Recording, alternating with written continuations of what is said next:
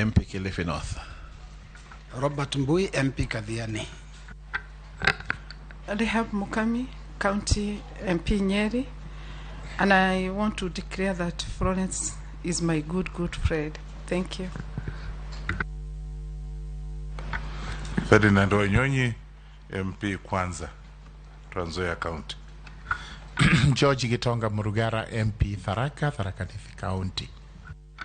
And David Kosi, my name. Pokosa the MP. Abdul Rahim Daud, MP for North Imenti, Meru County. Naitwa Mheshimiwa Mishi Mboko, mjumbe wa Likoni. Mheshimiwa Florence Bora alikuwa mwenzangu katika timu ya wanaokimbia, msimuone hivyo wanakimbia 200 meter na 100 meters. Good afternoon, Caleb Amisi, MP Sabot. Emma Semeri, Teso South. Naisula Lesuda, MP Samburu West, and I must also declare that I've worked closely with Honorable Florence in a parliamentary committee, and she's also my friend, but you can be sure today that will not hinder me exercising my duty. Thank you, Honorable Chairman. My name is Sarah Kioko. I'm the acting clerk of the National Assembly, and I have with me the Director, Audit, Appropriations, and other select committees, Ms. Florence Abonyo, and also the Deputy Director, Legal Services, Mr. Michael Karuru, and quite a number of other staff of Parliament, the National Assembly specifically, who are assisting this committee. Thank you, Chairman. Florence, I'll ask you about a few documents. Do you have your KRA clearance certificate? Speak to the mic. Yes, Chair. Do you have your Higher Education Loans Board clearance? Yes, Chair. Ethics and Corruption Commission clearance? Yes, Chair. Certificate of Good Conduct? Yes, Chair. Have you ever been charged in a court of law and convicted of an offense? No, Chair. Are you a dual citizen of Kenya and any other sovereign? I'm a Kenyan citizen. You have your national ID card? Yes, Chair. You'll furnish the original with the clerk's team, but they'll give it back to you later. Okay. What is your financial net worth? My financial net worth is about 200 million Kenya shillings. What is that made of? My home in Kericho with a tea farm, that is about 60 million. My home in Nairobi, that is about 25 million. Some pieces of land in Kericho and in Kajiado. Some vehicles that add up to about approximately, all of them about 175 million. So I've approximated to about 200 million. I also have shares in 3 SACCOs, one of them Pacoso, Marisha, and Kenya Highlands SACCO. Is that family wealth or personal wealth? Some of them are family wealth, like the Kericho home. Mm-hmm. Yes. I'll give you 10 minutes to tell us the story of your life. I'm sure you've been watching the proceedings. Yes. Tell us, who is Florence Bore, and how has your journey been up to where you are sitting? Thank you, Honorable Chair and Honorable members. Let me take this opportunity to sincerely thank you for according me this opportunity to come before this committee. Secondly, I want to thank His Excellency the President of the Republic of Kenya, Dr. William Samoei Ruto, for finding it fit to give me this position as a nominee in the Ministry of Labor and Social Protection. I want to promise that if approved by this committee, I will work hard and serve all Kenyans diligently. My early background, before I go there, I want to say I'm a wife, I'm a mother of 3. And I'm a firstborn in a family of 6. My mother is a retired teacher, and my late father was an accountant and an auditor with the tea industry, having worked before in the civil service. And I started my education at a school in my home village called Kapsuser Primary School from 1977 up to 1979, class 1 to class 3. Then my father moved me to St. Patrick's Primary School, still in Kericho County, and I started my education there. I continued with my education there from class 4 to class 7, and I did my CP. Then I moved on to Kipsigis Girls for my O levels, that is Form 1 to Form 4 in 1987. After that, I went back to the same school in 1988-89 for my Form 5 and Form 6. Thereafter, I went for attachment at Unilever T at the medical center, at the medical hospital, where I worked for about a year before I joined Kagumo Teachers Training College in Nyeri for my degree in education. Thereafter, I went for my teaching practice at Nakuru High School. Then I was posted to Kericho Day Secondary Kagumo School. covering degrees? I said a diploma in education. Okay. So after my diploma in education in Kagumo, I was posted to Nakuru High and then posted to Kericho Day Secondary School, where I taught for about 20 years. While at Kericho Day, I was able to do my degree at Moi University because they started a campus just across the school at Kericho Teachers College. So within that campus, I was able to do my degree in education. Then I moved to another school, 2 more schools, Kericho T Boys and Toror Girls as a deputy principal in 2011. 2012, I resigned from teaching. I vied for the women rep seat, Kericho. I wasn't successful. Then I was employed at the county government of Bomet as a director of education in charge of vocational training.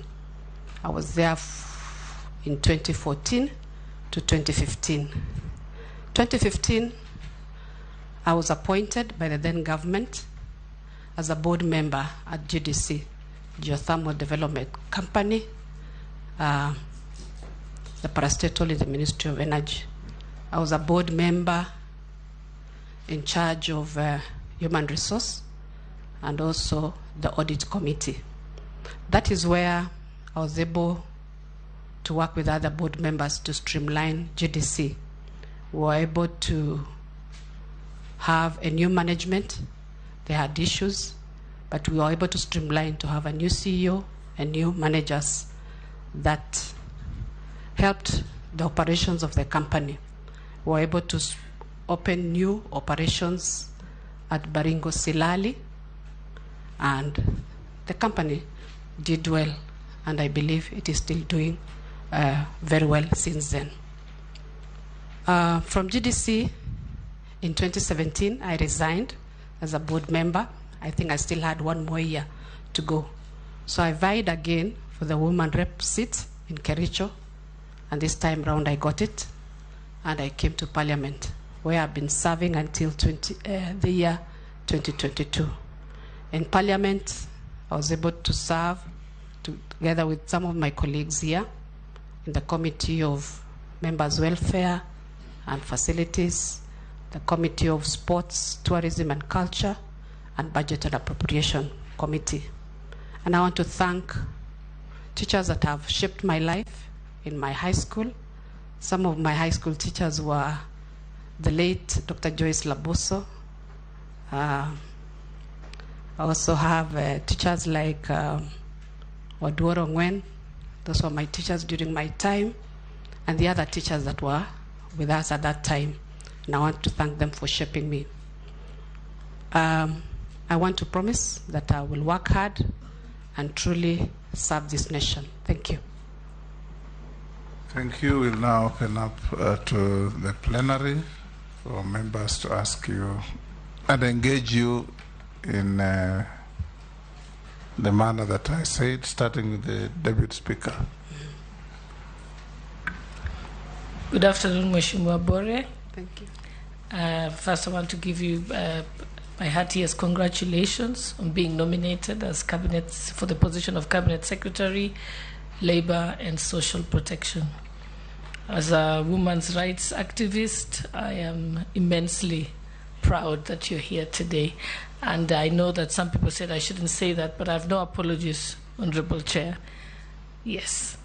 So I want to ask you, one of the key pillars of the Kenya Kwanza Manifesto is establishment of the universal social security system and revamping NSSF. So which specific social protection interventions will you embrace to achieve this pillar? Thank you. We'll take 4, then you respond. Kimani Ichung'wa. Thank you, Chair. Chair Florence worked with me in the Budget and Appropriations Committee before we were evicted and ended up again together in the Members' Welfare Committee. So I know her capacity. But Florence, you've been nominated into a very critical ministry, Ministry of Labor and Social Protection. And you've had the pronouncement by His Excellency the President on increasing, or rather changing our culture of savings and increasing the contributions to NSSF by everybody in the country, both employed and those who are not in formal employment. I would want to hear what your plan would be to ensure that we achieve this, and more so, even from those who are not employed. What strategies will you deploy to make sure that you encourage even those who are not in formal employment to get into savings? 2, you have seen stories of our young people who have been treated to very inhumane treatment in some countries, more so in the Middle East, a few countries in the Middle East. You remember the case of the young lady from Bomet County, your neighboring county, and many others from Kilifi and all over. I want to hear what interventions, again, if you are approved as minister, you would have to ensure that our young people are not treated to inhumane conditions wherever they go to work around the world. And more so, what interventions you would be proposing in your ministry to ensure that if any Kenyan is suffering out there, they have a way of getting back to the country without delay. Lastly, the working force in the West, basically in Western Europe, even in the Americas, they have an aging work group or working class. And here back at home, we have a very big population of young and very productive people who are very well trained and educated. I want to hear what you intend to do as minister to ensure that you tap into that market in the West, even in other Far East countries like South Korea. They also have that problem of having an aging working group. Yet we have that labor here that we can be able to export there. I would want to hear just what your strategies would be to make sure that we get into those other areas other than Kenyans just looking into the Middle East where they get mistreated, and they could get job opportunities in the Far East and in the Western countries. Honorable Wandai. Honorable Bore, you must have noticed some kind of unrest or turmoil the last few days or so within Kericho tea estates. Okay? A case in point is the touching of some tea plucking machines at the Tagabi estate owned by some multinational company in Belgut 2 weeks ago. We also saw some demonstration or running battles between the youth and police in Konoin constituency, I think 2 days ago. The issue here is about the employment of tea plucking machines, and the Kericho governor has been unrepentant on this matter. He has been very, very, very loud and insisting that tea companies must cede their ground to the demands or quit operations in the region altogether. Now, as CS nominee, what is your view on mechanized tea plucking in these estates? Okay, and considering that these multinational companies are a source of gainful employment, really, not only in Kericho but in Bomet and other counties, okay, who employ locals. Do you support the view of the governor that these companies must cede the ground, must cede to the demands of these locals, or pack and go home? Secondly, is I took some time to look at the Kenya Kwanza manifesto with regard to your docket.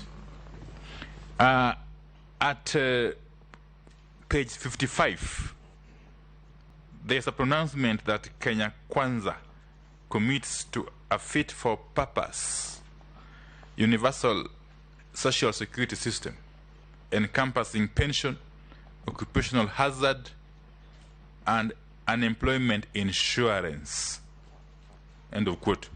So, what could you kindly help jobless Kenyans understand what exactly is meant by unemployment insurance in that manifesto? Is it a monthly stipend given to jobless youths until they find some job? Because many Kenyans who are jobless would love to know how to benefit from this unemployment insurance. Thank you. Thank you, Chair. Chair, the Honorable Friend is my friend also, but that's another story. Now, Madam Nominee. She's just also. Also, yeah. You know, Chairman, during the political times, when I make a lot of noise, she's one of the people who stop me in Parliament and tell me, end up pole. But now, that's another story. Now, Madam Nominee, the biggest problem we are facing in employment of our population is the youth. Those are the people who are really suffering in this country, and they form a big bulk of our population. And you know, when they are looking for jobs, they will be told to bring, they say the qualification for the job, let's say, is 5 years experience. There is no university that gives you a degree of experience. You have just finished university now. Maybe you married at the university, you have a kid, you are jobless, you are tamarking here, and all the qualifications he has in terms of educational qualification and other qualifications, but the only one he doesn't have is experience, for example. That is why majority of them are jobless, and they are suffering. What do you think you can do as the minister in charge of employment, if you are approved by this House, to mainstream the youth so that in any employment that is done in this country, 60 to 70% goes to the youth and 30% to the elderly? My second question is the issue of, if you look at the manifesto of Kenya Kwanza, they say that in 5 years they will finish malnutrition in this country completely. Everyone will be fed, stomachs will be full, everyone will be healthy, everyone is going to be happy, there will be reproduction of people in this country. How do you intend to achieve that in 5 years? What plans will you put in place to make sure that no Kenyan sleeps hungry within 5 years? Robert Mbui. We'll take 5, Florence. Thank you, Speaker. I would like to ask the nominee that we've all had the proposal to increase savings. And the first thing that comes to mind is that in this country, the mamambogas, the bodabodas, and those peasant farmers are struggling to even put food on the table and to educate their children. How do you reconcile those two? increasing savings when people cannot even afford the basic needs. And then, how will you assure workers that if these savings are increased, that their money will be safe? Because I think the vehicle we are intending to use is NSSF, which in the past has been riddled with very serious cases of misuse of workers' money. In fact, I will tell you that there is a lot of corruption cases that occurred during the days of YK92, where they turned NSSF into a cash cow. What will you do to ensure this doesn't happen again? When? Thank you, Speaker Chair. I just have one question, and I note also that you are a teacher like I was before. And, yes, so represent the teachers well. But I want to say, over the years, we have witnessed large strikes in public sector that have affected the economy adversely. The doctors strike, the nurses, teachers. Today, Kenya Airways is a national strategic asset. We have also witnessed industrial unrest occasioned by pilots. The pilot union at the airline. As we sit here today, the pilot union has issued a strike notice to the management. How do you intend to put to an end, once and for all the industrial problems posed by the constant pilot strikes that contribute significantly to crippling the already cash-strapped airline? This question is courtesy of the pilots themselves. They'll be watching you as you answer this. Thank you.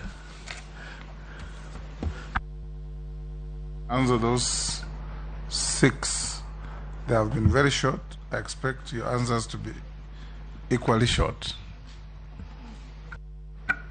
Thank you, Chair. Let me start with the question that has been asked by the Deputy Speaker on the key pillars on universal social security and how to revamp social security. Let me start by saying this is a flagship project for this government, and the President has been very passionate about saving for the future. I know NSSF has been the fund that has been taking care of this, and maybe challenges have been there before. And what we want to speak to are the contributions that are made to NSSF. The 200 shillings that is paid by the worker and the employer is not enough to be able to save for the future. We have seen the challenges that beneficiaries have at the end or at retirement. They are not able to get those benefits because maybe the fund is not enough, it has not been invested in income generating projects. I think the savings have been earning very low interests, so the returns are not enough to be able to make meaningful benefits to the beneficiaries. However, I think we should look at what other countries are doing. When I looked at Uganda, looked at Tanzania, we are proposing in Kenya to raise the contributions to about 6% of our pay, of the pay of the workers. Across in Uganda, it is about 15%, 16%. So we are not even yet there. But we want to tell our people to save for the future. When we save more, we are guarding that future by having more contributions. The other thing that I know is that the contributions that we make is not pegged on the salaries that Kenyans have or the workers in Kenya get. For example, the person who gets a salary of 1 million still pays the 200 shillings. Really, we need to increase depending on the amount that a person is earning to be able to have better contributions and have a better contributions to NSSF. The other thing on universal social security is that we need Kenya to be able to be at the standard of ILO, where we have social security standards. The international standards are very high, and Kenya has not ratified that ILO standard, and we are yet to reach there. It will take maybe another 4 years for us to be able to reach that international standard. That question I will still answer on the question that has been asked on the same later on, that was asked by Honorable Mbui. Now, the informal sector on NSSF savings that has been asked by Honorable Ichung'wa, how we bring in the informal sector to be able to pay into this NSSF. What I know is that currently we are getting contributions from the employed workers. We are not getting contributions from the informal sector, the mama mboga, the boda boda sector. We need to find a way how we can generate or how we can attract payments from the informal sector. Either we partner with Safaricom so that when you load airtime, part of it goes to NSSF, and be able to know how we can bring on board and ensure that these investments are productive, so that we are encouraged to save onto NSSF. Because right now we have SACCOs. We go to SACCOs because we get dividends. So I think NSSF should also be able to attract these people on board and be able to benefit the informal sector. Honorable Ichung'wa has also asked about the humane operations of the migrant workers. I want to empathize with the migrant workers that have gone to the Middle East and have been oppressed. They have been mistreated because of their stay there. And I want to say, no parent, no guardian sends a child across to the Gulf to expect them to come in a coffin or to expect them to be mistreated. They go there because of unemployment. They go there to look for jobs, to be able to improve their households back here. And I want to promise that I'll get to the bottom of this issue. And this issue has led to many deaths. When you talk about 62 deaths just this year, even that one life that we have lost as Kenya, we should find out what is happening. And I want to promise that I will look into it. My first action will be to look at, if I'm approved by this committee, is to be able to discuss with my counterpart in Saudi Arabia to be able to see what we can do to improve the conditions of these migrant workers. I'm happy to report that Parliament was able to approve 60 million to be able to create a safe home where we can put our migrant workers, the Kenyan workers who are in distress. Once we have them there, once we have the houses, maybe we can have those who are in desperate situations to hold them there as we prepare them to come back to Kenya, or even put them in other employment. The other challenge that we have as a Ministry of Labor is that the labor attaches that are in Gulf region are very few. For example, in Saudi Arabia, we only have one labor attaché that handles over 210,000 Kenyans who are spread across Saudi Arabia. So part of that money that has been approved will be employing about 10 labor attachés that will be able to spread them across Saudi Arabia in various cities so that they are able to handle them and be able to listen to them.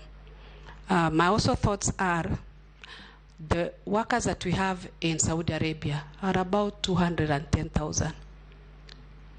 Within those cities, they should be able to be knowing who they are, who are there, be able to help each other, have some form of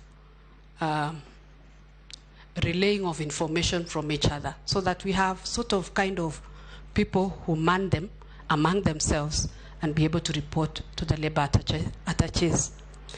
to be able to sort their problems in time. The other issue that I would be trying to look at is to be able to ensure that they have a welfare fund so that all the time they have issues, they can be helped. And I think they should also have some cover for medical, because it looks like when they are in problems, they are in health issues, they have health issues, they are not treated well and they suffer, and by the time they are back here, they will have undergone so many challenges. Another approach to this problem is a ministerial bloc that has been formed by the East African countries, so that we don't approach this issue as a country alone. I know my predecessor had been able to do a meeting with the other 11 countries in East Africa, our neighbors, Uganda, Tanzania, Rwanda, Ethiopia, the 11 countries. I'll be following up on that to see how far they are. I hear the minister in charge currently is Minister of Labor from Ethiopia, and I'll be following up to see how much they've done. Speaking on the same, I would want to say it is also good for us to open up markets, more markets than Saudi Arabia, be able to do bilateral labor agreements with other countries. We don't have to rely on Saudi Arabia alone. The other thing that needs to be done is to streamline NEA, National Employment Authority, that does the registration of these agencies. I'm told the agencies is about 500. There could be gaps within those agencies. And it is a multi-sectoral committee that does the vetting of these agencies. The Ministry of Interior is involved. The Ministry of Foreign Affairs is involved. We have the DCI. We have almost 10 government organizations. That committee needs to be relooked into, streamlined, be able to see what these agencies are doing, and ensure that they are doing the right thing. The other proposal is to ensure that there is pre-departure training for these migrant workers. Some of them, they go to Saudi Arabia without the basic skills. They don't have the language, so once they reach there, they are not able to speak in English, so they are not able to communicate with the Saudis. Number two, if they don't go through this training, once they reach there, they may not be able to do the household activities that they are supposed to do, and also even to be given the basics about the culture of the Saudis. So my thoughts are, we have a mandatory pre-departure training and ensure that no Kenyan domestic worker goes out without that training to go and work in that country. Point of intervention, Honorable Chair. The issue here being discussed is that many Kenyans who go to Saudi Arabia, yes, come back dead. Yes. Nobody's complaining about whether they have the ability to do the job, whether they need training. The issue is, why are they ending up dead? Mm-hmm. And has the Saudi Arabian, and I've never heard anyone saying that they're going to hold the Saudi Arabian government to account, because we have Saudi Arabians in Kenya, but they don't end up dead. Mm-hmm. But our children are ending up dead.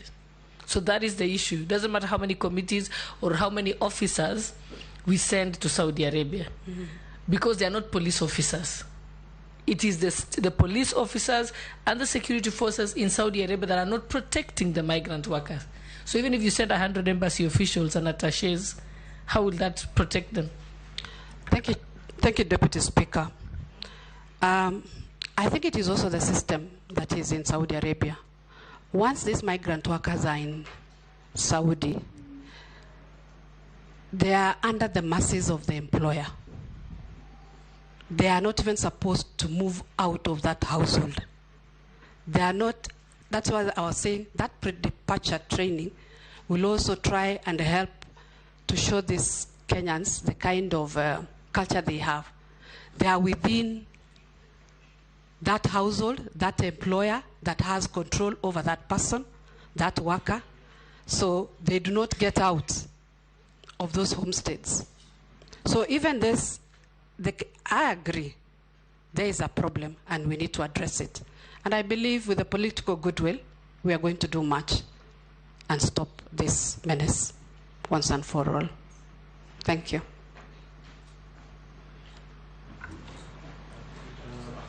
All the questions. Yes. Mr. Speaker. A question on the airport, on the airline. I thought she was noting them down. My question. I did. Yeah. I'm just waiting for the direction from the speaker. My question on the pilot. No, I have not finished. Yes, No, that is a very serious case. Thank you. David Speaker's question was just I've finished and I've done Honorable Ichung'wa's. All those 5 honorable members. The third one by Honorable Ichung'wa was on the aging workforce in the international destinations. And he was asking, how can we help our youth be able to go and work there? I'm sure we can collaborate and see how we can create jobs for the youth.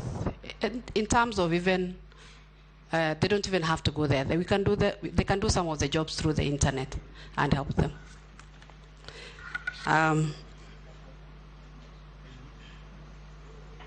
Honorable Andai asked about the unrests in Kericho, plucking machines that happened about 2 weeks ago, and even the one that happened about 2 days ago. The view on mechanized tea estates.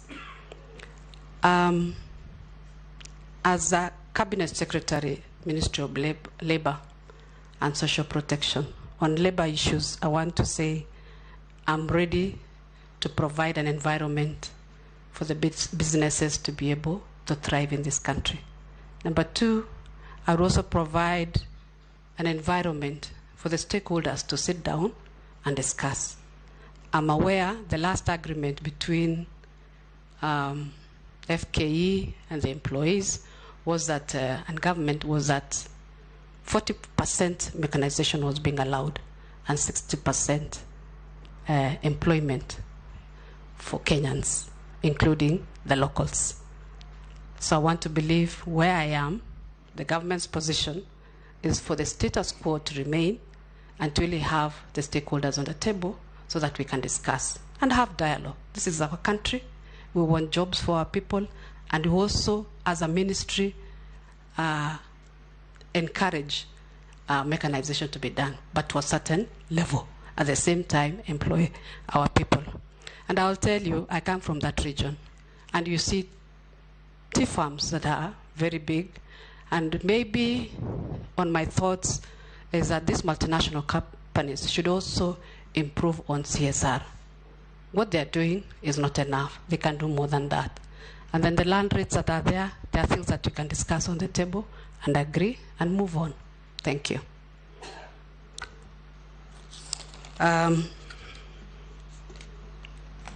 You also asked about the Kenya Kwanza manifesto on, I think it was about social security and unemployment. We cannot run away from unemployment in this country, and I want to believe that the Hustler Fund will be able to address this issue of unemployment, be able to provide money for the youths that are unemployed to be able to do their businesses, and encourage them that as even they do the businesses, they save for their retirement, they save for their future, and will be able to protect their investments in NSSF. So is the Hustler Fund the equivalent of unemployment insurance envisaged in the Kenya Kwanza manifesto? I'll relook at it. I don't want to say I know everything, but I'll be able to sit down and relate that issue. And you're welcome to my office. We can discuss again. Hustler Fund is for all Kenyans. It is not just for Kenya Kwanza. Thank you. Honorable Junet, my friend in Parliament, we were on different sides, but we related well, and I want to say thank you. Your question was on unemployment, the employment of population. We have youth that are very many that do not have experience, and every time they want to get employment, they are asked for their experience. I know through NITA, we can be able to take up youths that have finished various courses and attach them in various industries. So industrial attachment is one of our responsibilities as a ministry, and I know we'll be working with NITA to be able to ensure that our youth are taken up to be able to get that experience. There's a lot that is being done by NITA. I will tell you, we are not just looking at the white-collar jobs, we are also looking at even those artisans who have experience without going through any training, yet they have the skill. We have what has been started that is called recognition of prior learning. You recognize a skill that someone has, certified by NITA, and they can also be given the mandate to be able to train others, and NITA helps them in certifying them. I would also be reaching out to the other ministries that will work together to ensure that we take up most of our youths into employment, into attachments, into internships, so that we are able to give them experience and be ready for the job market.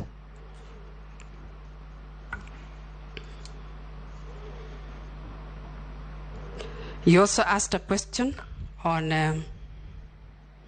Kenya Kwanza Manifesto, where we'll have to finish malnutrition in 5 years. I want to say malnutrition affects children under 5 years. And I'll be working with most of the county governments that provide ECD education to ensure that these children are protected.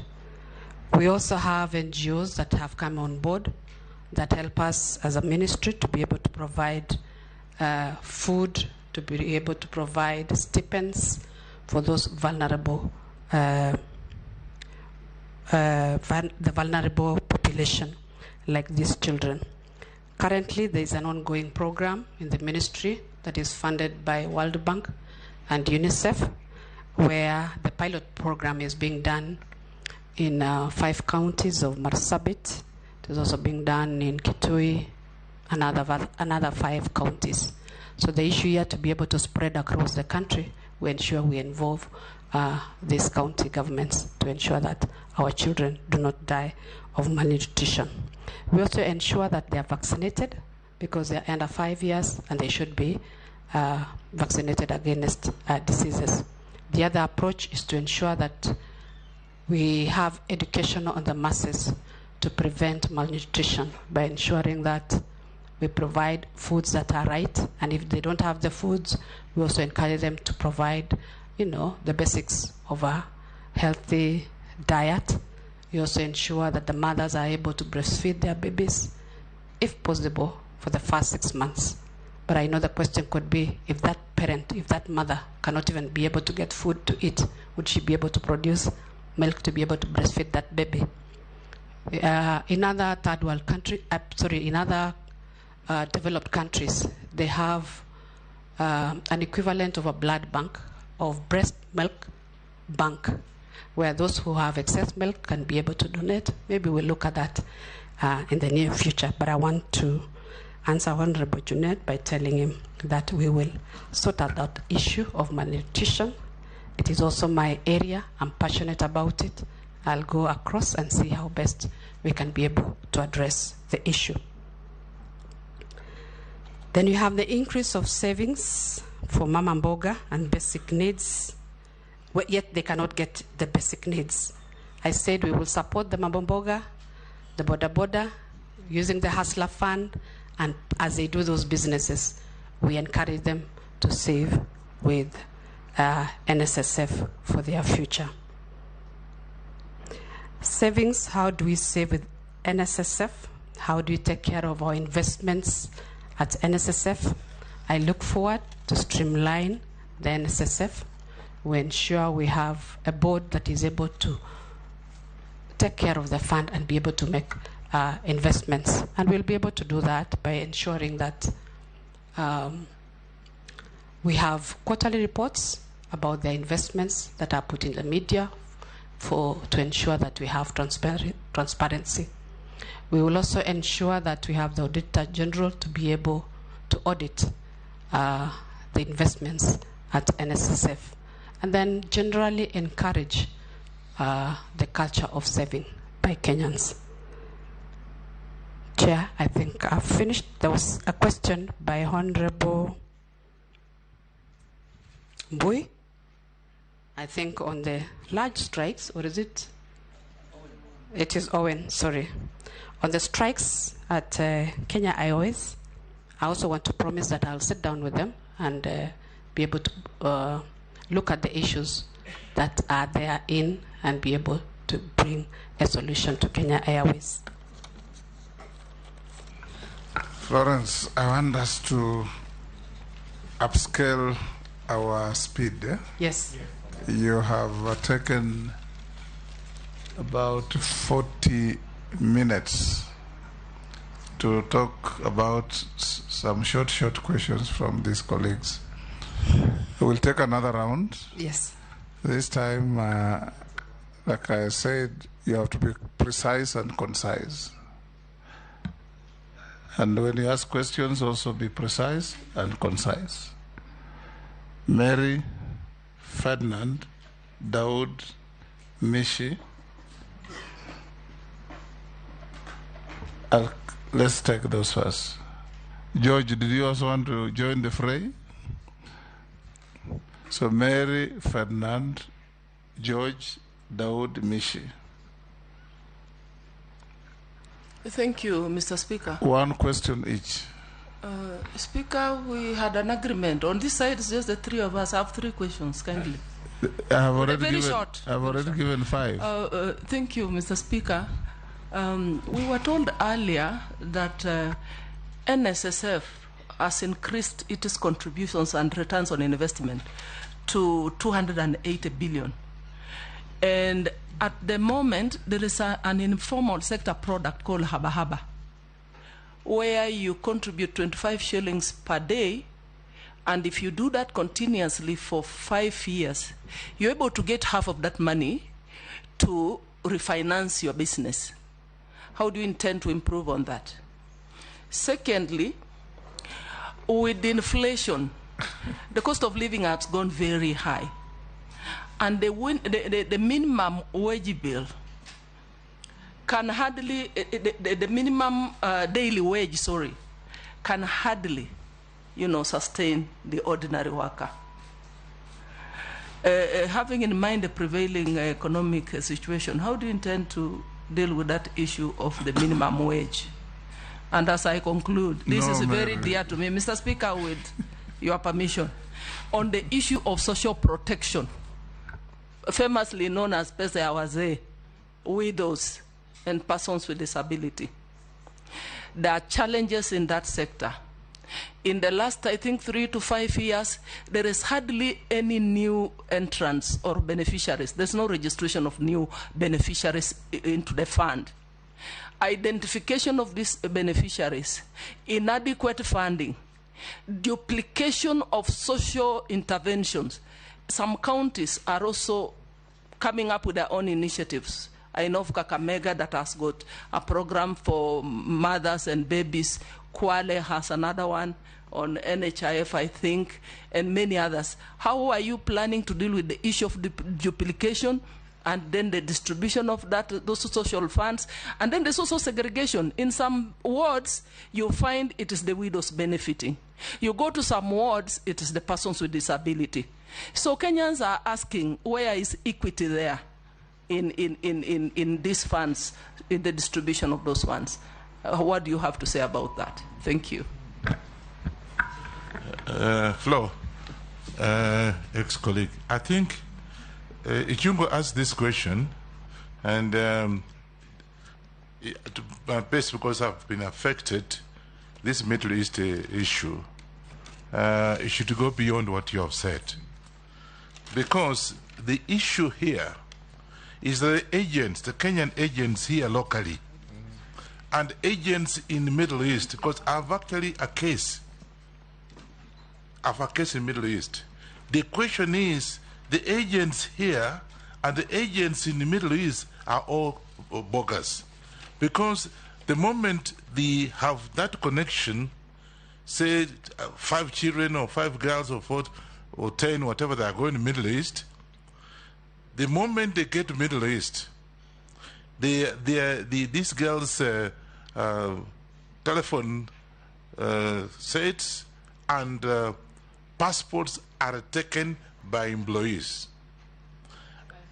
by the employer, sorry, and Florence, go down, because it's a very urgent thing. People are suffering.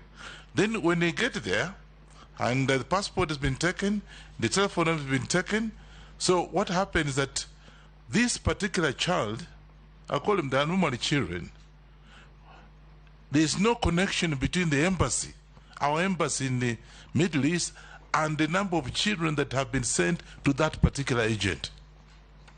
Once they get the money, they close shop. That's why we have cases where a child dies in the Middle East, and there's no connection at all. You don't even know about it.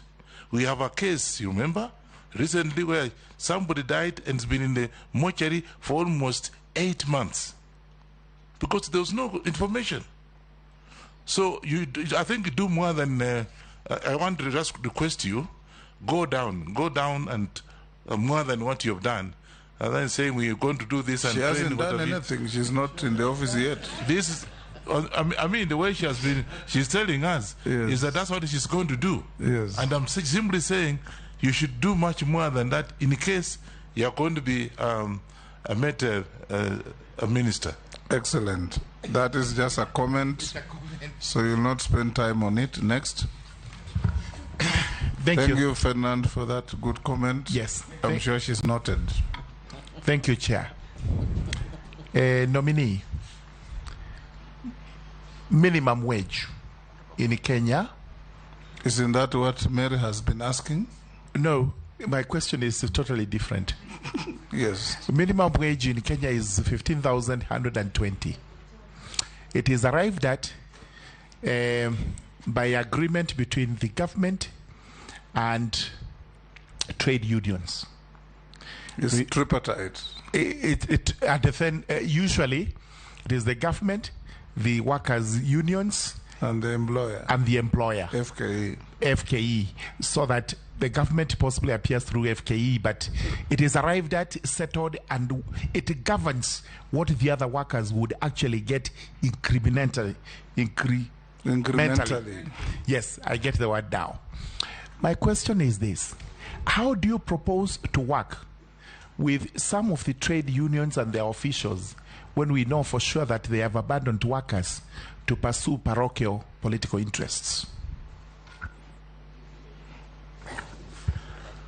Thank you, Chair.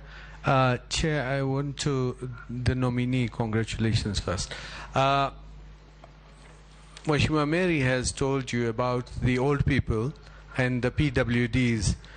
There is an issue of registration, late registration for old people, but the main issue is even the ones who are registered, they have to come and stay 1 or 2 days while accessing their money from either the bank or wherever they are supposed to be collecting.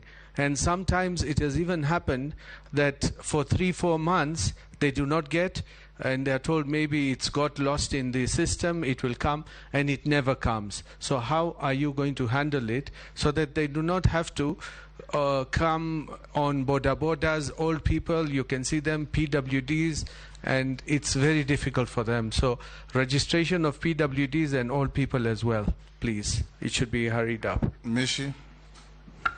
Thank you, Honorable Speaker. Honorable Speaker, also just to add on what Daud and Emas have just said, Honorable Bor, you also need to ensure that you put measure to curb corruption on the issue of cash transfer programs.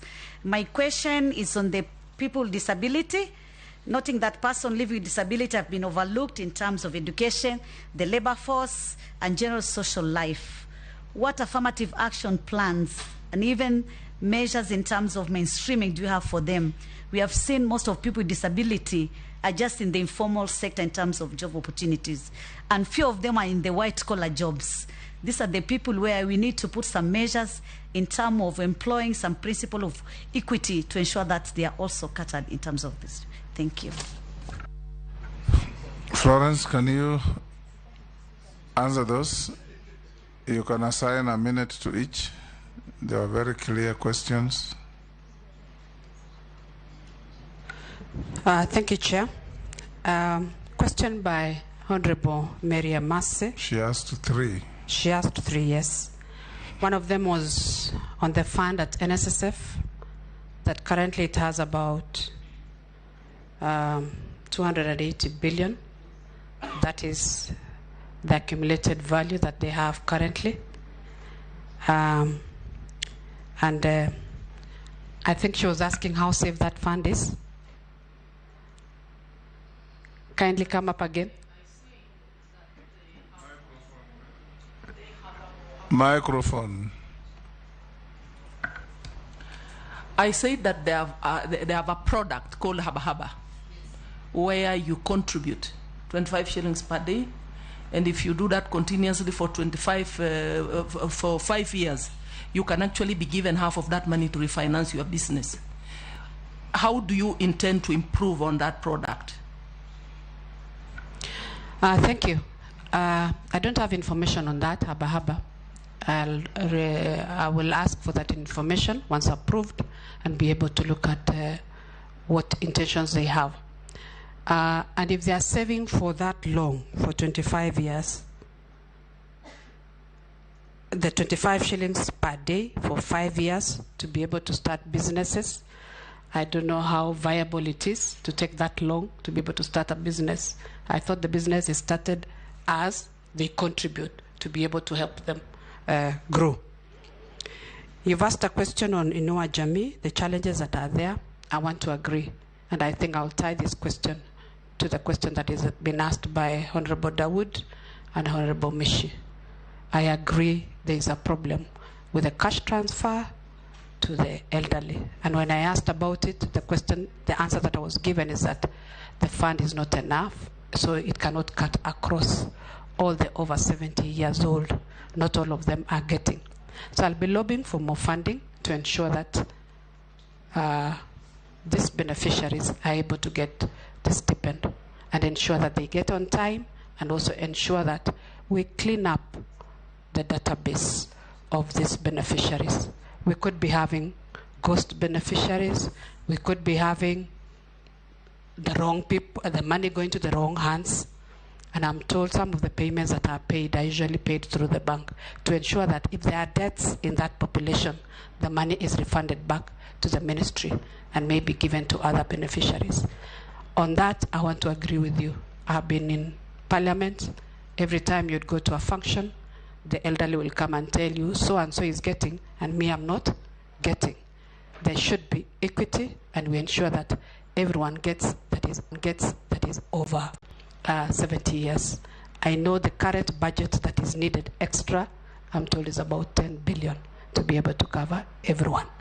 Then that also ties to the National Social Security Fund, that in future we want to increase the contributions to NSSF to have a better retirement benefits, so that we don't have the stipends. We reduce on the stipends that the government has to pay to the overage. So for us, where we are, we start contributions, the mandatory ones, to NSSF to ensure that we have better savings and we don't continue with the Social Security Fund, so social protection stipends that we give out.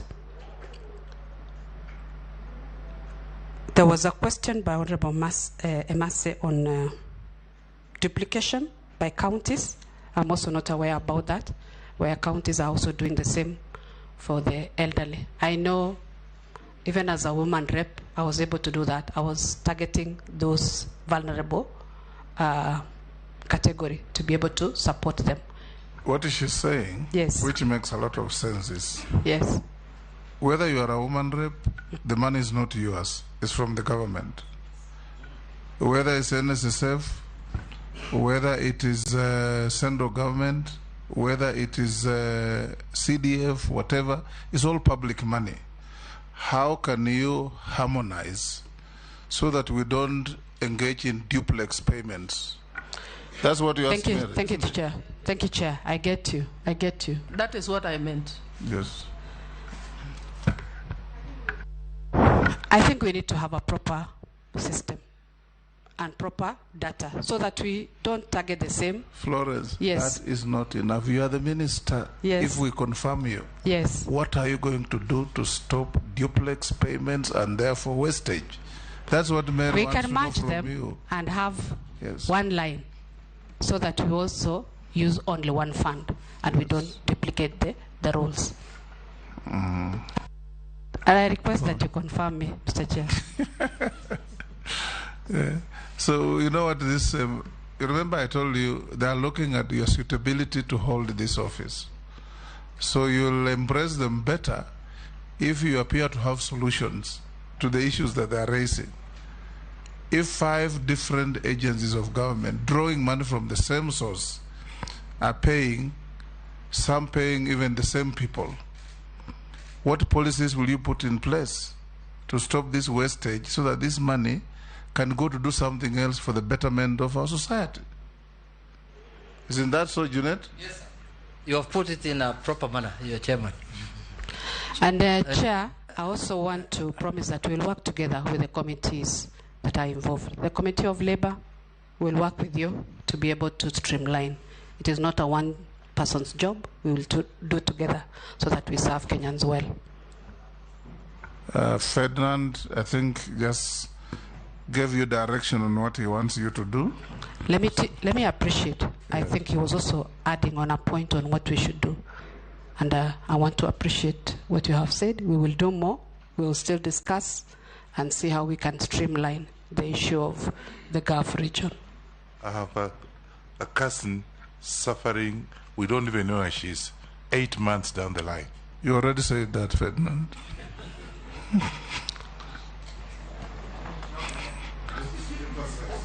Go to the next question.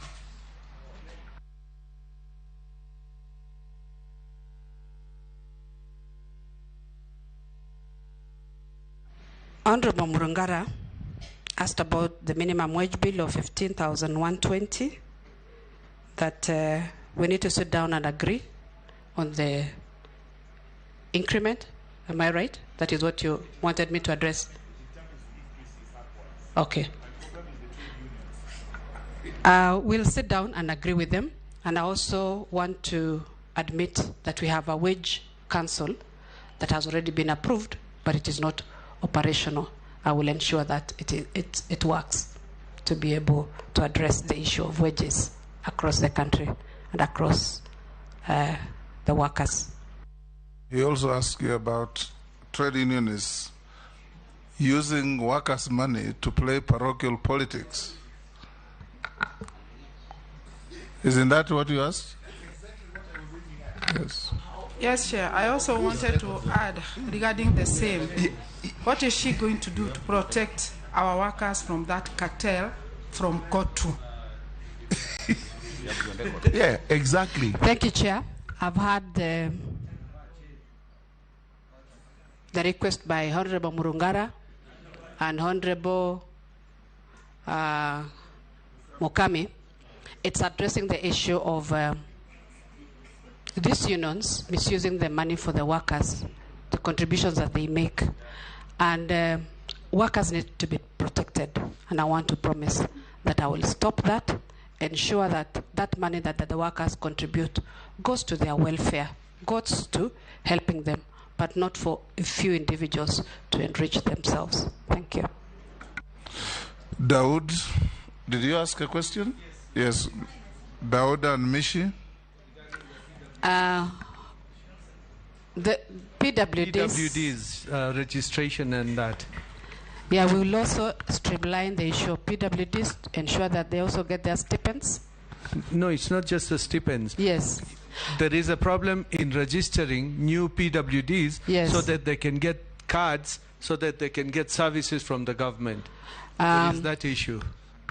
I met the chair of the PWD's council, and he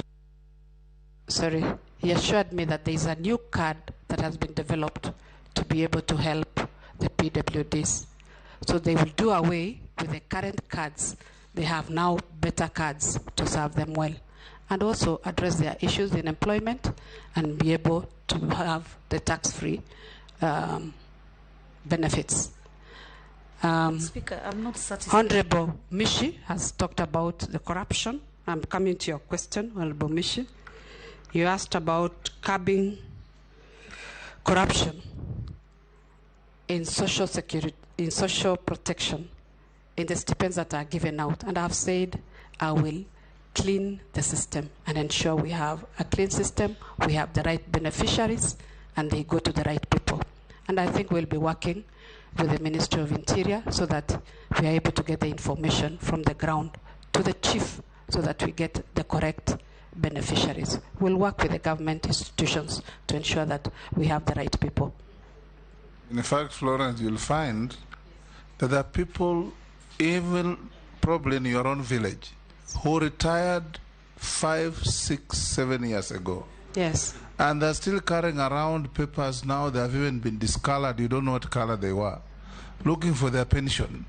They come to Nairobi, they come to the MP's office, they go to everywhere they can meet somebody, They go to NSSF, they can't even enter the building. And they made their contributions. This is one of the things that you must address. Probably even decentralized payment of those benefits to the counties. Correct. So that people access their pensions from the nearest point possible. Chair, I want to agree with you. Because, Chair, sometimes what happens? Yes. What that pensioner is looking for gets finished with the transport money. That he comes to Nairobi West and goes back. By the time he spends the transport money from Bungoma to Nairobi and goes back, the money he was looking for is less than that. Yes, exactly. He spends more. I agree with you, Chair. I agree with the honorable members. There's a problem there. NSSF take the contributions, but when it comes to payment of the benefits, it becomes a nightmare. I even saw their automation system. Their automation system is only on registration of members. But when it comes to the payment of benefits to the members, the process stops. I will want to streamline that. Let our public, let the beneficiaries get the benefits, even on phone. What is hard in doing that? I'm ready to do that. Thank you. Naisula? An intervention on the NSSF. Chair. Okay. And it's about, there was a suggestion, maybe the nominee can, that if we continue allowing NSSF to collect, they are the ones in charge of collection, they are the ones of saving, they are the ones of, releasing the money to the, why don't you separate? Maybe NSSF can collect, another body can be able now to deal with paying the pensioners instead of the same people, because they are the same people who bring a lot of bureaucracy within that place. Naisula, you can combine that with the Naisula and Caleb. That one was not mine. That was an intervention. You have had your bite. Speaker, our questions are not answered. Chair. Yes. You are my friend. Let me ask mine. It's just simple. One is about child labor. Okay. Honorable Chair, you come to the urban areas, you'll be very surprised. Or you go to the sand places or just almost everywhere. Children, minors, are the ones who are working and getting paid. And to an effect, these children don't go to school. So what is the nominee going to do to address aspects of child labor? And about the domestic workers, which are these countries which are notorious? Not every Arab country maybe is notorious. Maybe you need to tell us which are these Arabic countries, which are the UAE countries which are notorious on matters to do with the domestic, like in Dubai, we've never had those kind of issues. I'm just saying. So maybe from you, what have you learned, and which are these countries that have this effect? Thank you. Aisula. Thank you, Chair. And I just want to say that the nominee completed her full term in budget committee. Maybe Honorable Ishungwa should ask for some lessons. Now, this is just a comment and maybe an advice on this issue of our ladies and girls in the Middle East. The bigger question is, where are they going? You know, so they see the suffering, they see a lady has come back in a, you know, as dead, and they are still going. And so as a policy maker and with your colleagues, if this committee approves you, you have to really think of the, on the issue of unemployment. And I think we've asked that question to almost every nominee at a policy level, how you're going to look at the issue of unemployment in this country. Because it's not just enough to have these conversations and our ladies and girls continue to go every other day.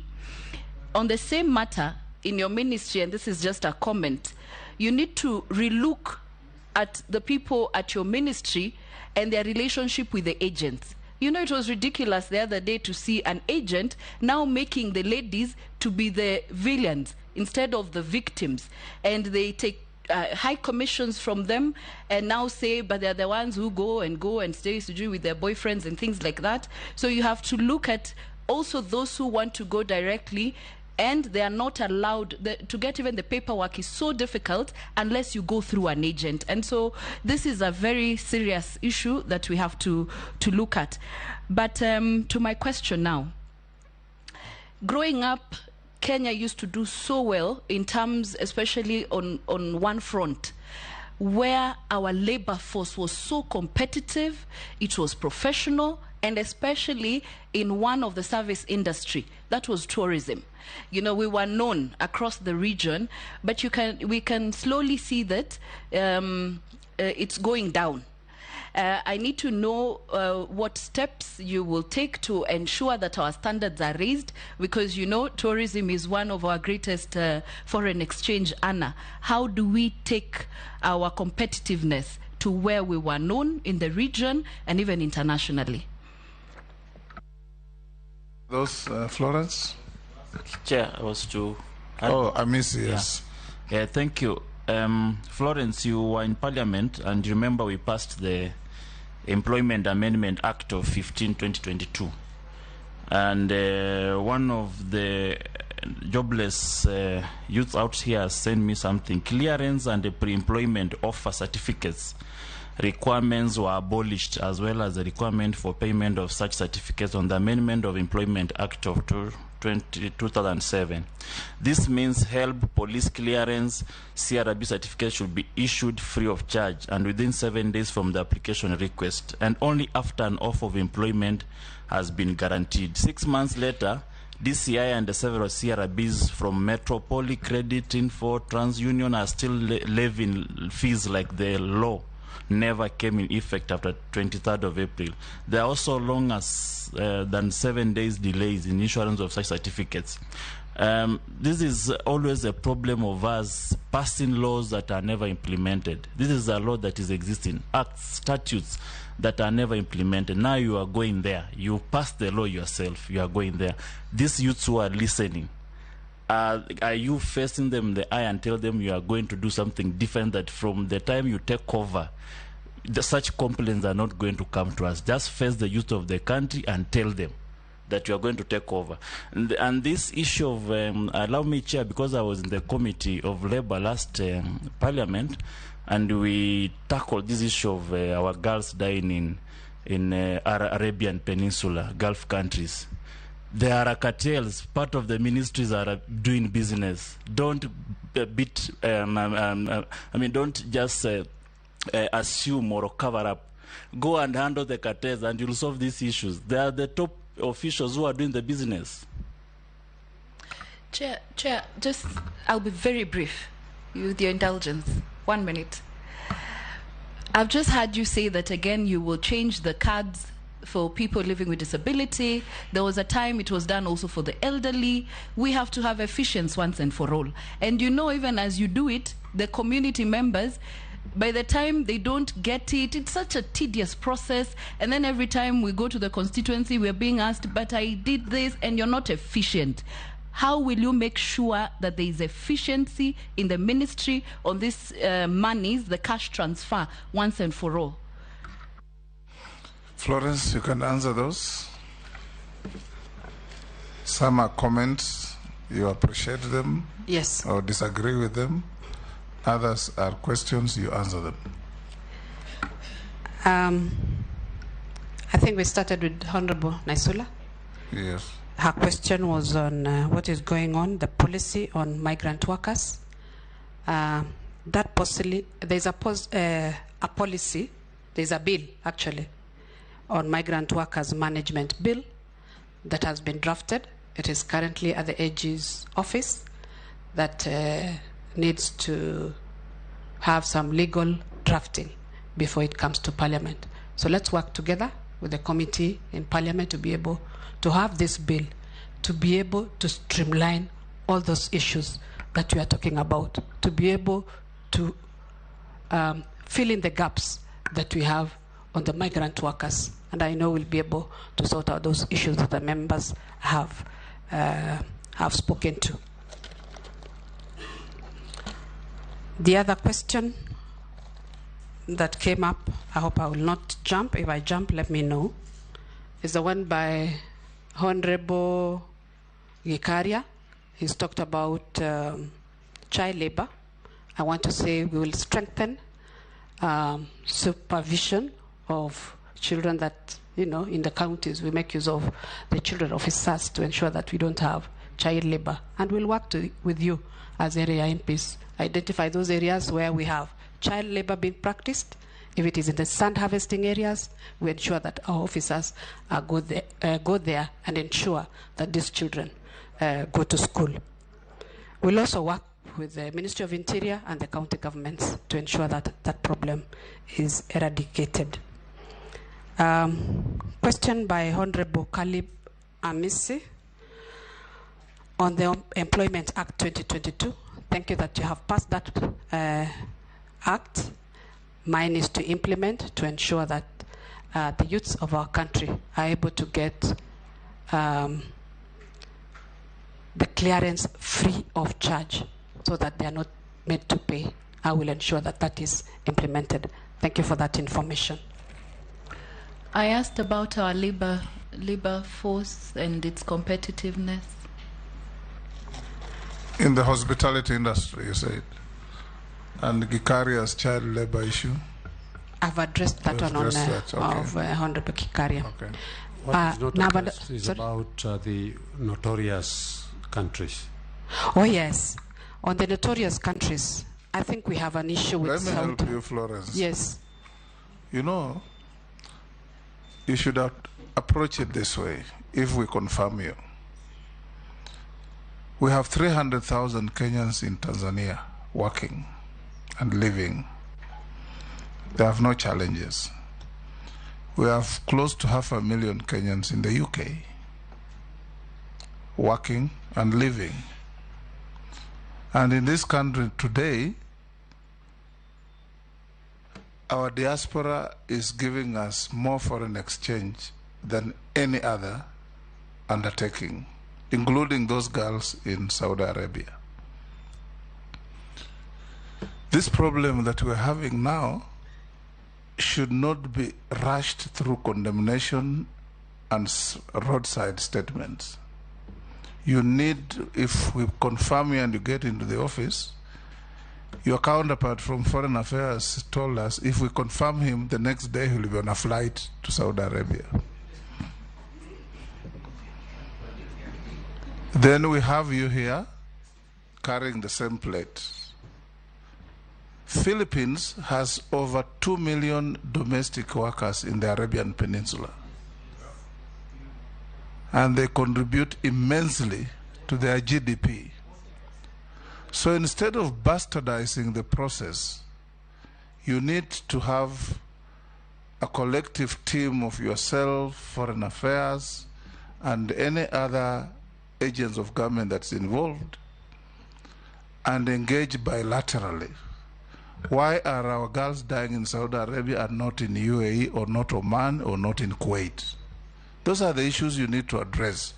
Because if you just rush in, condemn, make declarations, you'll do the wrong thing. Because these girls leave this country because there are no jobs. They earn a living to sustain their parents. Most of them are single mothers, sustain their children. Now a problem has arisen. Do you solve it by condemning, or you solve it by looking at the root cause to deal with it? That's my advice to you. If we confirm you, it should be your first item on agenda. Don't just jump on a plane to go. Have serious consultations internally. These so-called agents, who license them? How many are they? How do they recruit these girls? How many centers in Saudi Arabia? We have big towns, Dammam, we have Riyadh, we have all those towns, Jeddah. Do you have labor attaches in those towns who can keep the records of these girls, know where they work, who they work for, and regularly check on their welfare?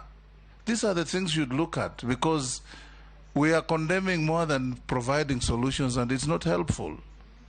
Yes, Junet? Chair, just to add on what you've said, Chair. Look at, Chair, the last 3 years, what has sustained this economy so much is the remittances from the diaspora.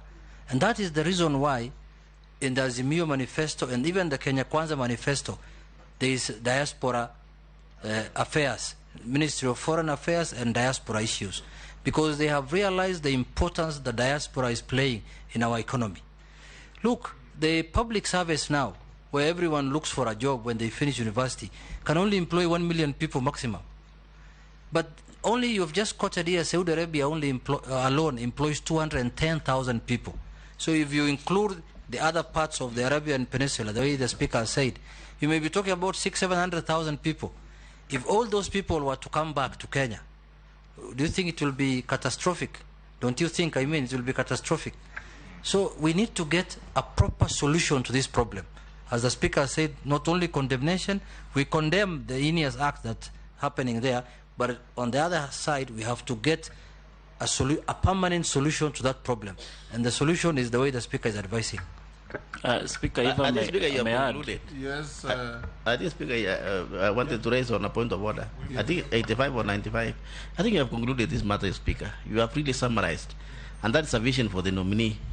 She only prays that the House confirms her. And of course, you know, Speaker, your House, which is Parliament, established the committee in charge of diaspora issues, which means Parliament has taken this issue very critically, and then now they can link with the minister. Don't you think, Speaker, you have summarized and we can move forward? Yeah. Yes, I wanted to add you, Speaker, on what you just said, and it's quite a very important point. That's why we are deliberating on. Most of the time, because we dealt with these matters when I was in the Committee of Labor, our girls go there innocently through the normal channels, whether it's government, but they find other lucrative work that we cannot mention here. So you must pursue it in depth. Don't just look at it from the face value. In Philippines, the reason why they succeeded, because they have unified the program where it is through the government only, not the agents. Because most businesses start through this unscrupulous business, because it becomes more lucrative to look for other work, but not the work that was sent there for. So the agents may be innocent. Thank you. Florence? Chair, let me just ask. Yes, Mukami. Regarding the social. We have so many elderly people in our villages, and they are living in a pathetic condition. Do you have any plans to do maybe elderly homes for them and for our youth who are really drinking? Thank you, Chair. Let me appreciate. You've actually summed it up, and I know this is an emotive issue, the issue of the migrant workers in the Gulf region. Of course, I've heard the presentations from the various sectors, NEA, NITA, but at the back of my mind, I have a feeling people want to protect their jobs, they want to protect the status quo, but I want to promise this House, this committee, that I'm up to the task. I'll get to the bottom of this, and ensure that this problem of migrant workers come to a stop. You've clearly said about Philippines. Philippines are doing very well because they have systems that are working and they protect their workers. And I promise to be able to review the bilateral labor agreements with these countries. And we cannot just blankly say we stop the movement of these workers. We already have several that are there that we need to protect and ensure they are living well and having good working conditions. Thank you. There's a question that I've just been asked. Maybe it is a thought by Honorable Mukami on how we can help the elderly. The stipends that we have are even too little. I don't even think the 2,000 shillings that we give them per month is enough. And we are struggling with that stipend. So before we even go to the safe houses, maybe we look for organizations that we can bring on board to support the church organizations. I think the Catholic have a safe home for the elderly. We can encourage them, we partner with them, we work with them, and see how we can improve that lot. And also have the county governments come in and see how we can support them. Thank you. Thank you, Florence. I think we have come to Speaker, I want to ask Ms. Shimbogo. Honorable Speaker, I was just asking, are these countries from the Gulf not part of International Labour Organization, so that maybe we can take those grievances in the higher level, international level forums? Mishi, most of the issues are bilateral, actually. So we don't need to go to ILO. They're bilateral. And Saudi has an embassy here. Kenya has an embassy in Saudi. So it's quite easy, Florence and other government ministries and agencies to deal with this matter. Bring our engagement with Florence to an end. We have served about 8 minutes, but you'll consume 3 of them to tell us your final testament. Thank you, Chair, and thank you, honorable members, for giving this opportunity to come before you. I want to appreciate the role that you have played. It is a process that I really appreciate. Coming last, I was able to see my colleagues, and I'm proud of you. I'm proud of what you have done. I want us to encourage ourselves that we serve our country, we serve our citizens, and I promise to do my very best. And I want to lastly thank His Excellency the President for giving me this opportunity as a nominee as a Cabinet Secretary for Labor and Social Protection. I look forward with working with you, with working with the National Assembly, the Senate, and other arms of government in addressing the issues of Kenyans. Thank you and God bless. Thank you, Florence. We now discharge you and release you to go to your other duties. Sergeant, you can show the nominee the way to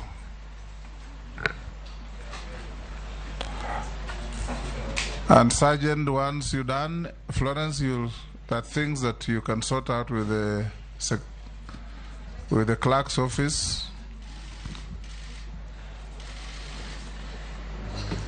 Sergeant, our next engagement is with Mercy Kiru Wanjau.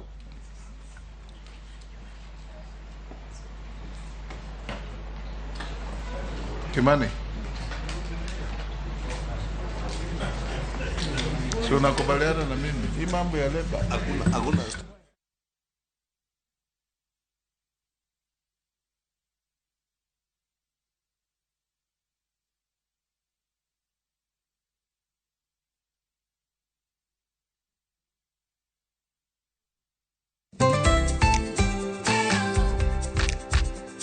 Ng'ama miyo ong'eyo ber mar tim makare kaka math mokinyi manigi ndhadhu kendo milimili kod blue band pile ka pile opong'e gi omega 3 kod omega 6 gi teko madwarore.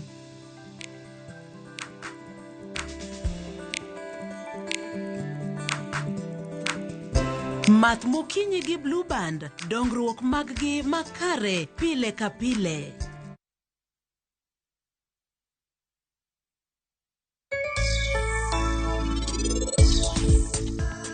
Bihani no wadwa to wana uone mana chunga arus mari. To koro sani adwaro ni mondo arus no timre.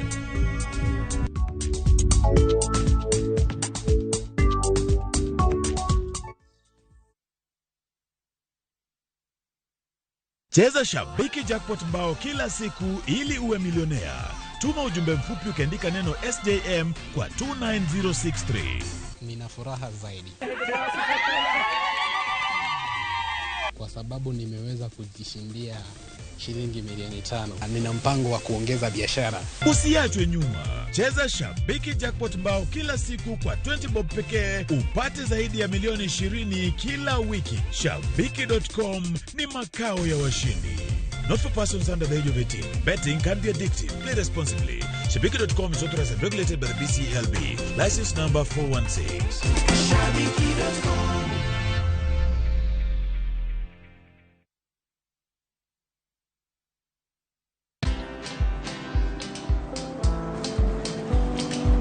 Chal nade? Chal ka gimi kaka ng'iyo sim gi pacha te? Kiki ahinya. En mana ni asebedo e story ahinya. Mana kaka rally manyochacha ne chal ka gima ne an kanyo kane otimo. Kendo kane iyawo chiro manyien ne chal ka gima ne an kanyo. Sama ne imiyo welo mapacho ka nengo mogonyore nam chumbi ne antie. In bende inyalo bedo e story kamora amora. Download mana Citizen Digital. Bed iyo ng'ala manyime gi weche manyien ka gi tuch kod gik mamoko ka gi timore kwedo pugre pachoka kod pinje ma oko. Download Citizen Digital. Citizen Digital. Ganda sim tupo side. Piga lukukula wa ajabi.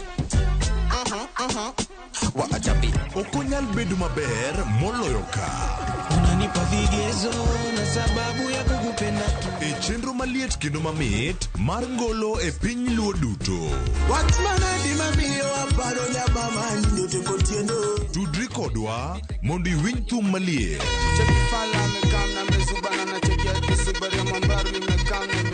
Miel manyasani kod neno jothumbe mihero. Riuri kod jota chenro Lind Ramogi kod DJ Kolo e thum Dagmor. Geso ka ngeso Sabichu Tieno. Mana e Ramogi TV.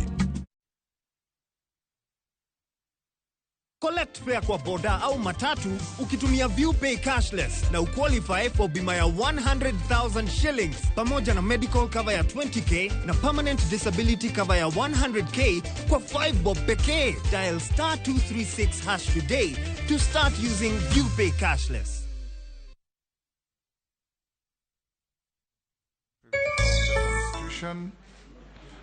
You are one of the nominees by this committee of Parliament of the National Assembly to engage you and establish your suitability for the job and recommend for you to have the job or otherwise. Yes, Mr. Chairman. So you are welcome to the committee. We are going to have a short brief with you. I'm sure you have been watching our engagement with the cabinet nominees. Yes, I have. You are not a cabinet nominee. You are a secretary of the cabinet. So your role is pigeonholed and limited.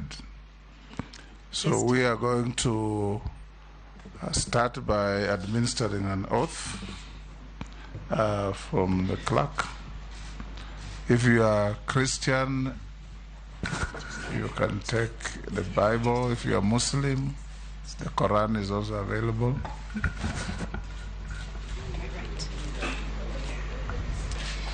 I, Masi Keiro Wanjao, do hereby swear to testify on all matters in question, to tell this committee the truth, the whole truth, and nothing but the truth. So help me God.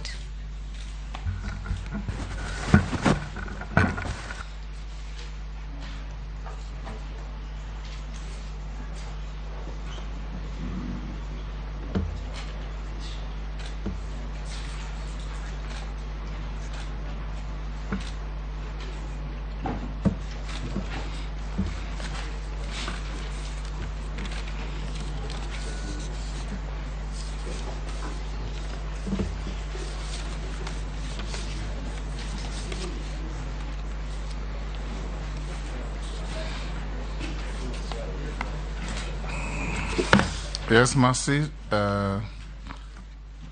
This committee is chaired by the Speaker of the National Assembly. That is myself. I will invite members to introduce themselves, starting with the Majority Leader. My name is Kamani Shongwa, MP Kikuyu. My name is Opio Wandai, MP Ugunja. My name is Junet Mohammed, MP Suna East. My name is Owen Baya, MP Kilifi North. I'm Robert Mbui, MP for Kadhiani.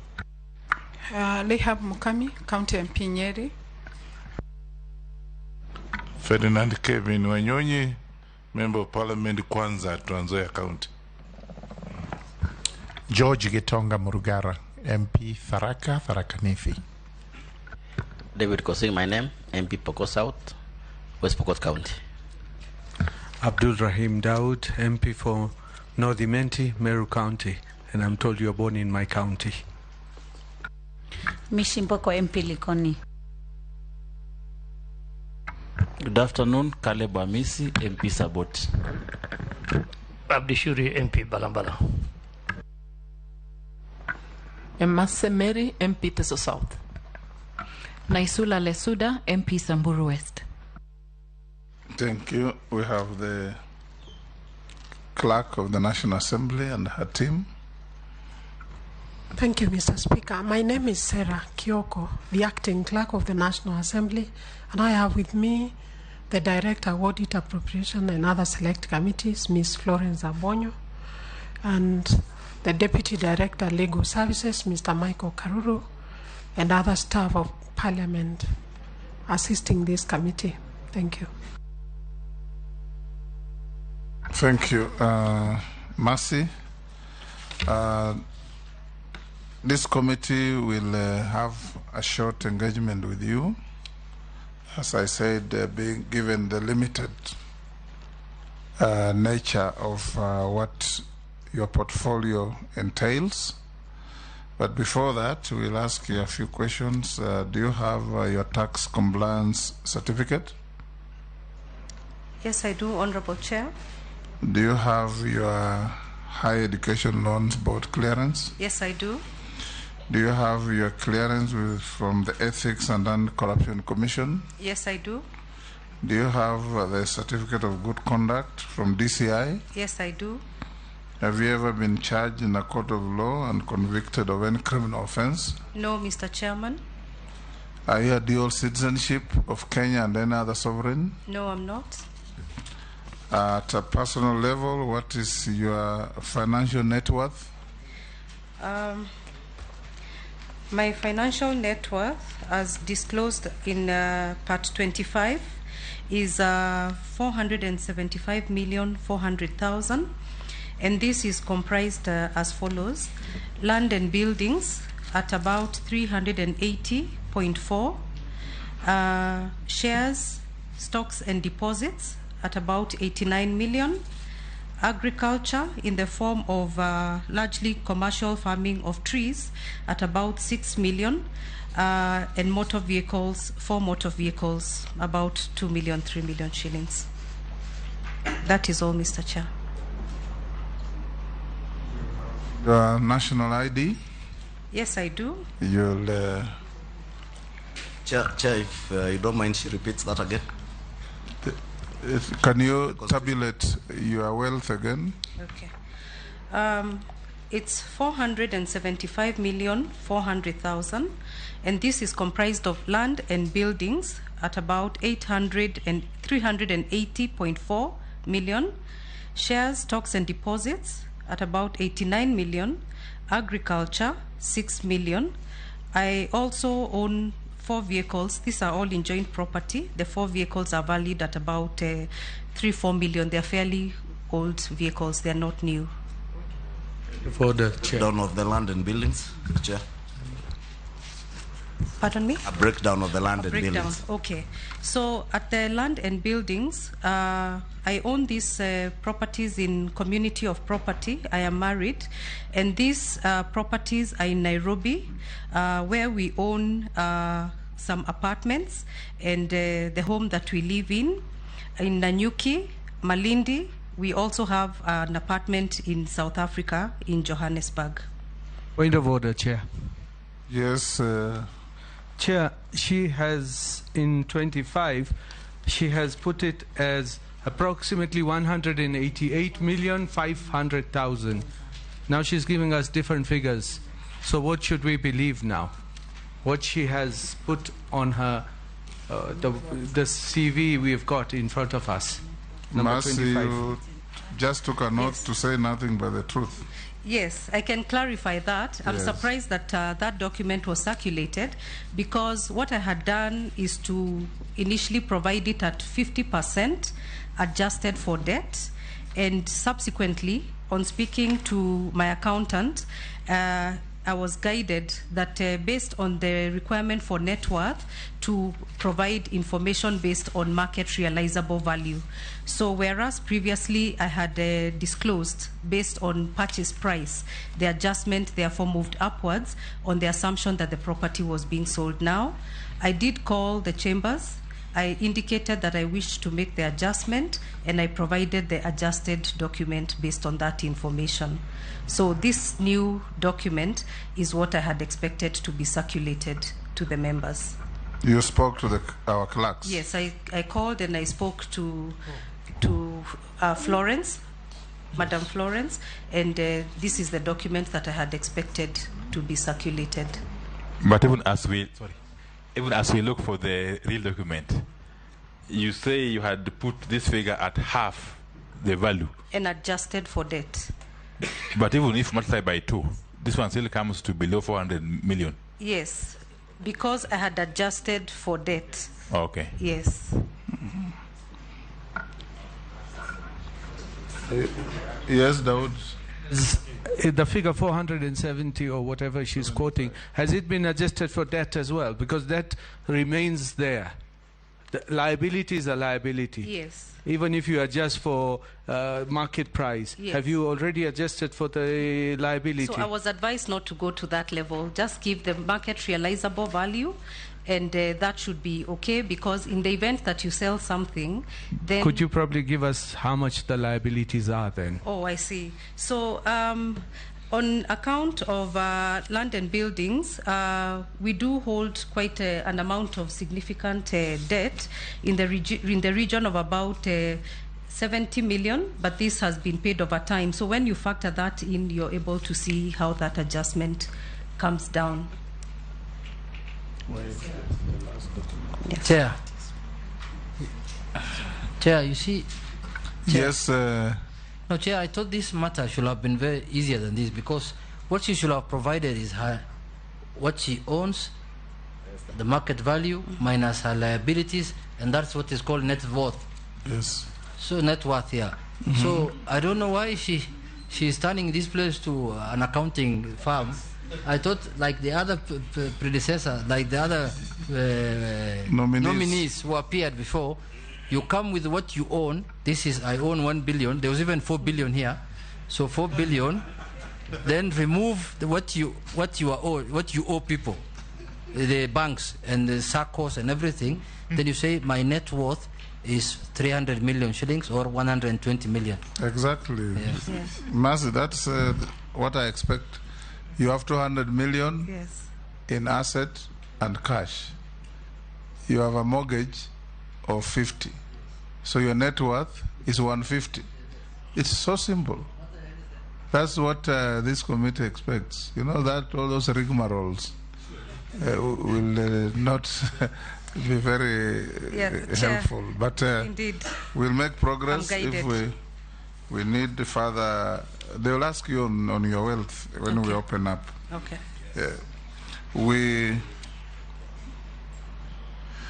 In the course of this engagement, Mercy, this is not an adversarial engagement.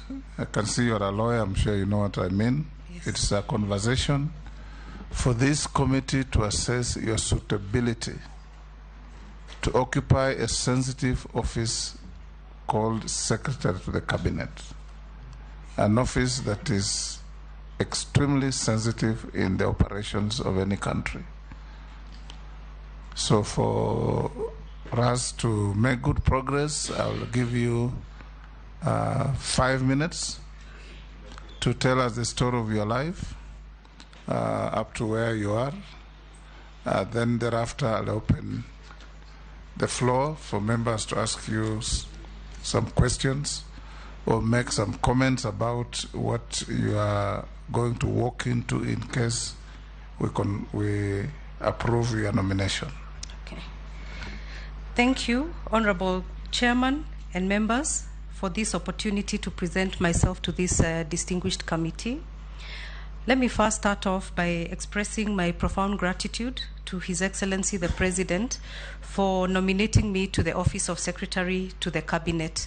This is indeed a life opportunity for me, for which I'm profoundly grateful. It is a great honor. Mr. Chairman and members, I am a first born of 4 siblings, and I was born in Kovo in Imenti South, Meru County. And the reason for that was because my father, the late Geoffrey Keiro Wanjohi, was one of the first early graduates of University of Nairobi, and he had just been sent on his first posting as the first African headmaster at Nkubu High School. As a result of his career movement, our family tended to move around Kenya quite a lot. And growing up, I ended up living within 7 counties of this country. I am married with 2 teenage daughters. This experience, as you can imagine, in my early years, comprised of quite a lot of moving around, making new friends and saying goodbye almost every 2 years of my school life. And this allowed me an opportunity to embrace Kenyans of all walks of life and to develop values of social justice, faith, resilience, and determination. I started my primary school life in Nanyuki and completed my standard 8 at Thika Memorial Church School in Kiambu County, in between having moved through a number of schools. In 1989, I went to Gandu Girls High School in Nyeri County, and upon completion of my Form 4, proceeded to University of Nairobi for a Bachelor of Laws degree, upon which I went to the Kenya School of Law for a diploma in law. So I'm an advocate of the High Court of Kenya, 1997. That marked the beginning of my professional life with Muthoga Gaturu and Company. And after a year, I progressed to South Africa for my postgraduate degree, and I earned a master's in advanced corporate law and tax from the University of Cape Town. I happened to be in South Africa barely 4 years after its gaining independence, so I was a beneficiary of the black equity employment, which was availed irrespective of citizenship, so long as one was black. And that allowed me to spend a lot of time and work with KPMG in Cape Town, where I was involved in the demutualization of Old Mutual and the subsequent listing on the London Stock Exchange. Upon completion of my postgraduate studies, I came back to Nairobi, went again briefly into legal practice with Kirundi and Company, and then moved to PricewaterhouseCoopers in the tax department. That marked the end of my private sector career as I went into the regulator, the Communications Commission of Kenya, in 2001.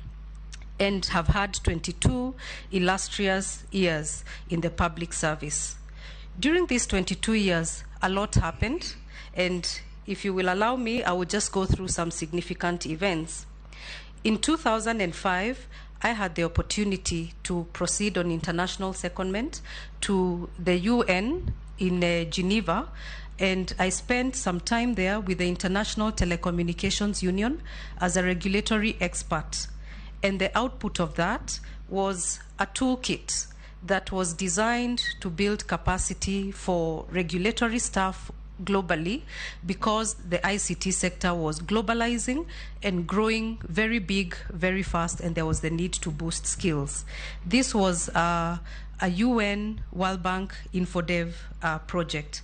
Upon completion of this project, I did come back, and in 2006, I was nominated as the Kenya Fellow for the Eisenhower Fellowship, and I proceeded to the United States on a fellowship for international development. This allowed me to see what possibilities could lie if one exerted themselves to unlock policy possibilities. Upon return from the fellowship, I continued with my work, which involved policy and legislative reform, and I was engaged in developing draft policies and regulatory frameworks which have formed the bedrock of the successful ICT sector in Kenya as we know it today. In 2018, I had the opportunity to chair the National Task Force for the policy for data protection in this country, and the output is the creation of the Data Protection Office that we know today, which is currently operational for about 2 years. While within the public sector, I rose, and the highest role that I performed was the Acting Director General of the Communications Authority of Kenya for 2 years until a substantive Director General was appointed. As we speak, I serve as the Director of Legal Affairs and the Board Secretary. During my tenure as Acting Director General, Chair, I would mention that barely 6 months had passed when the COVID pandemic hit the world, and I therefore became a leader in a time of crisis. And as they say, never waste a crisis. And this marked an opportunity for me, for the ICT sector, to score certain successes for this country. COVID was a time of great destabilization, and one of the successes was the utilization of resources available in this country to enable economic stabilization, because in 24 hours, the economy moved from the office to the house. Learning moved from the school to the house. And this availed us an opportunity to discuss with the sector on how best we could enable them to carry the extended traffic over that period. And Mr. Chairman, it turned out that Kenya was the first country in sub-Saharan Africa to issue regulatory directives that enabled that support, and this was recognized by the United Nations. I also had a chance to chair the COVID-19 ICT Advisory Committee. This was a committee that tried to utilize ICT innovations for COVID, and I'm proud to say that out of the about 700 innovations that were tabled before us, 85 were identified and were utilized for contact tracing and other health measures within this country. From a people perspective, given the circumstance of the day— 1 more minute. That's in order. Given the safety consequences of the day, a lot of time was spent to provide safety and security. Mr. Chairman, I do recognize the great weight, as you have mentioned, that this role carries. I recognize the high level of accountability that it comes with, and indeed, I do hope that this exposure, this background, makes me a suitable fit for this role if appointed to the role. Indeed, as I close, I wish to indicate that I resonate deeply with an economic transformation agenda that recognizes that when the tide rises, it rises for all. Indeed, the tide should rise for all. Thank you. Excellent. We'll now open up to the committee. I'll start with the Majority Leader. Thank you, Honorable Speaker. Maybe just from where the nominee stopped, that indeed the tide should rise. I was just going to add from the bottom up for all. And I pray that you believe in that. I just want to draw your attention to number 23 on the sources of income. You have indicated the Communications Authority of Kenya gross salary of 25.4 million. Is that an annual 2-year income? Because there is something that says 2-year income there. Yes. Just above, it says 2-year, because we are told to list all income received during the calendar year preceding your nomination and in the current calendar year. So that's for 24 months? Yes, 24 months. 24 months? Yes. Meaning you are earning an average of about 1.58 million shillings gross. or thereabout, yes. And the job you're taking up, you know the gross pay? Yes, I do. Is it above or below It this? is below. And you are willing to take above a pay cut when everybody in the country is now looking for a pay rise? I would wish to respond to that. Indeed, over maybe just note. Okay. Just you'll note. be asked about- The question is why you would be willing to take a pay cut. What is the motivation that is motivating you to take a pay cut? Two, in your listed assets, you have said you have land and buildings to the amount of about 380 million shillings, and you've said you own a home in Nairobi. Yes. Maybe you disclose where this home is in Nairobi, whether it is at Afralty, and whether you own any property that is formerly at Afralty. And I think for me that will be all. Besides, you've been a company secretary, so you could be well positioned to take minutes of cabinet meetings, being secretary to the cabinet. But as you take minutes in cabinet, would you know where Teso South is, in which county it is? Maybe there's something to do with Teso South. Would you know where Teso South is in the Republic of Kenya, in which county, which part of Kenya? Yes, just to pick it up from where... Mercy, you'll take 4, then I allow you to answer. I realize that you are in acting capacity for close to 2 years as DG of Communications Authority of Kenya. I remember around 2019, there was serious turbulence in the boardroom of this organization when the then DG or chairman was leaving, one Francis Wangusi. It was DG, or it was DG? Yeah, DG, yes, DG. And in fact, at some point, the court intervened to even revoke your appointment in acting capacity. So there was too much turmoil. Could you have been the cause of this turmoil? And if it is true, would you be tempted to transfer such possible threats to the public service, mainstream public service? I also realize that you are largely in parastatal, of course. You have never been in the mainstream civil service as we know it. Those who join as DOs, rise to DCs, and so on and so forth, PSS. So your experience in the mainstream civil service could be limited.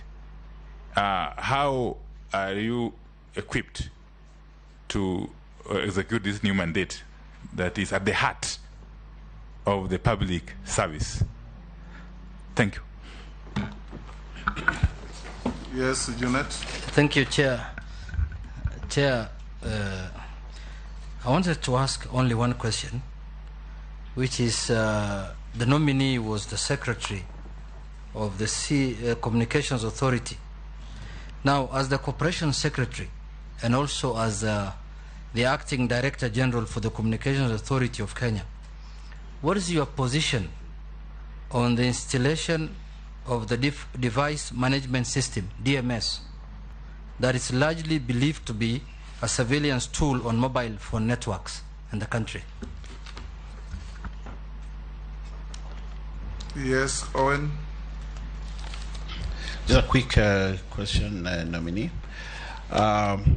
Looking at your experience at the Communications Authority, you deal with a board that's not more than 10 people.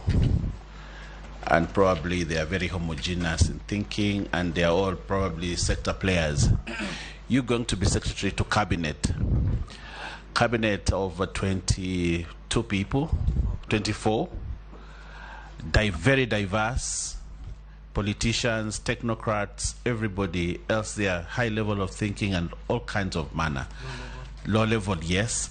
How are you going to handle the diversity so that we can actually prepare cabinet secretary to deliver their mandate.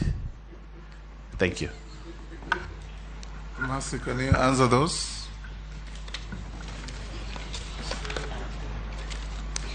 Thank you, Mr. Chairman. I'll start off with the first question from Honorable Ichongwa on the motivation to take a pay cut. Why would I be willing to take a pay cut when many others are looking for a rise in price? Now, I recognize that I come from the from the parastatal world, the state corporation world, and that this presents different skills from the central government. But I have been in public service all these years, and this indeed represents a growth opportunity for me over the years, and given the kind of investments that we have made as a family, I am able to make the adjustment in order to take this role. Moving to the second question, to disclose the location. Chair, point of clarification. Yes, Unit. Chair, now could we say that under this difficult economic situation in the world, and in Africa, and in Kenya, this is the only nominee in the world who is ready to take a pay cut in the spirit of service? Could we now qualify her like that, Mr. Chair? Yes, Mercy. I believe this kind of move is not unusual. We have had this kind of cases, particularly where individuals have crossed from sectors that pay more than the public sector. So I think this is not really unusual, in my view. It is not unusual. Tell him you have a buffer of 475 million. Sure, I think if she's comfortable, that's what matters. That's what I'm saying. Tell Junet you have a buffer of 475 million. Have a billion. Okay. So, Mercy. okay, with your permission, I'll move to the second question, which was to disclose the location of the home. I own a home in Lavington on Kabasiran Avenue. And the question was attached to whether I have owned a property in Afralti. Afralti is one of the intergovernmental institutions that is affiliated with the Communications Authority of Kenya. So I do not own a property in Afralti. I own a property in Lavington on Kabasiran Avenue. Maybe Chair, if Chair allows, yes, was that property at any one time part of the assets owned by Afralti? No, it wasn't. It was part of the properties that were owned by Communications Authority of Kenya, properties that were disposed in a transparent process about maybe 10 years ago, and this was one of the properties. So it is property that you own, that you bought from CA? Yes. CCK then? CCK then. At the time, were you working for CCK? Yes. At what level? I was an assistant director. How many of you bought those properties from the former CCK, and who financed the purchase of those properties? I wouldn't speak for the others, but no, I'm aware. I asked how many of the staff, former CCK staff, yes, purchased those properties, and for yourself, yes, of course, I don't expect you to speak for others, who financed, okay, or how was it how was the purchase financed? Okay. So these properties were about 5 in diverse locations in Nairobi, and for us to be able to purchase this property, we got financing from the Housing Finance Corporation of Kenya. So I'll move on to the next question, which was about Teso South, which county this is. I may not know exactly which county this is, but one thing I can assure you is that I have been up and down. No, just on that issue of the Afrati, was the sale of CCK, was the sale was the sale supposed to be only for the people working for CCK, or for also people from outside could participate? Was it advertised? How was it? Give us a small preview of. And even as you answer that, if you allow me, could you be aware that certain cadre of staff were locked out of this very lucrative scheme of purchasing these properties, and that some of you who are favored went ahead to put up properties, to develop properties within the facilities owned by Telecom Kenya or CCK. I'm sorry. So maybe I can clarify the context. For these properties to be sold, they were valued by the Ministry of Lands and Housing then, and they were given a market value. And under the rules of disposal of properties then, the first right of refusal was granted to the occupant of the house. So I got this opportunity because I happened to be living in that house. I am aware that there are staff whose houses could not be disposed because of the location in which those houses were, so that some houses happened to be inside or in the middle of property or within the compound, such that to sell that house would mean subdividing the property in a manner that would really diminish the rest of the property in order to access those houses. And because of that, I am aware that there is one or two that could not be disposed because of that kind of impact that it would have on the rest of the land. But all others were disposed in that manner. Chair. Yes, Kimani. So those who could not buy are the ones who are on the CCK side of Wayakiwe. Yes. Because Kabasiran is across on the other side, Yes. the side of Kianda School. Yes. So your property is now across the road. Yes. Okay. Chair. Yes. I would like to understand, just following up, what was the reason for the sale, and what was the value of that property when you bought it? The reason for the sale was in keeping with a government move to get out of non-core operations, and therefore houses and the like, except for critical buildings, were being disposed. And this is how we ended up buying it. And if I recall correctly, the price at that point was about 38 million shillings. That was the market valuation given. Which year was that? It's about 10 years ago, 10, 12 years ago. Moving to the next question, where Honorable Wandai spoke about the time that I acted and that there was court action and there was a lot of turmoil in the boardroom. Perhaps I could go to this issue from a sequencing. This turmoil in the boardroom happened before. It happened before I was appointed. If my memory serves me right, it happened around March or April of 2019. I was appointed in August.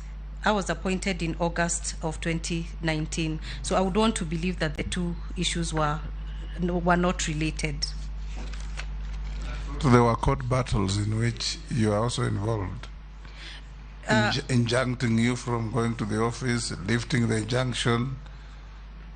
Yes, I'm still progressing. If my memory serves me right. Yes, I'm still progressing. So I was appointed in August, on August 22nd, and by that time, already there was court action, because in April 2019, there was court action challenging the legitimacy of appointment of board of directors.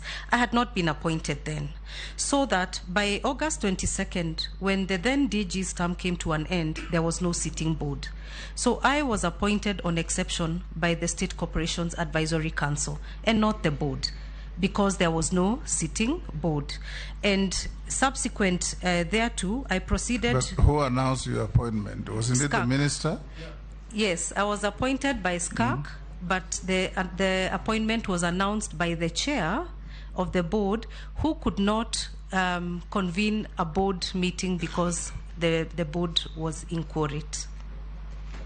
Minister Mucheru who announced your appointment? No, it was announced. It was announced by the sitting chair then, with the public sector board members who were present, because the board was not quorate. But that indeed was during the tenure of CS Mucheru. Yeah, but Chair, how was the former DG removed? If even though his tenure came to an end, and he was complaining that he is being removed from office unceremoniously, if the board was not fully constituted, how was he exited from the corporation? Mercy. The term of the DG's term came to an end by operation of law. and that came to an end on 22nd of August 2019. He went to court. Yes, he Yeah. did go to court, indicating that he required an additional term to carry on, but by the term of law, the term came to an end. So it is at that time I was appointed by SCAC. But if he knew his term has come to an end, was he a madman to go to court? And Chair, as she answers that, no, this is very important, Honorable Chair. It was at the heart of this issue, really. Do you remember sometime in November 2019, when you, together with some members of the board, called the media to the authorities' offices in an attempt at what you called clarifying a court decision regarding your appointment as acting DG of the authority? Okay. You then went ahead to publish the statement on the authority's website in a clear attempt to deny your then boss Wangusi a chance to resume his office. Okay. What do you make of this, of all this? It puts you at the heart of the machinations to take control of the authority in a very unprocedural manner. And remember, thereafter you acted for 2 full years, and you are never confirmed as full substantive DG. Yes, thank you. Okay. Thank you.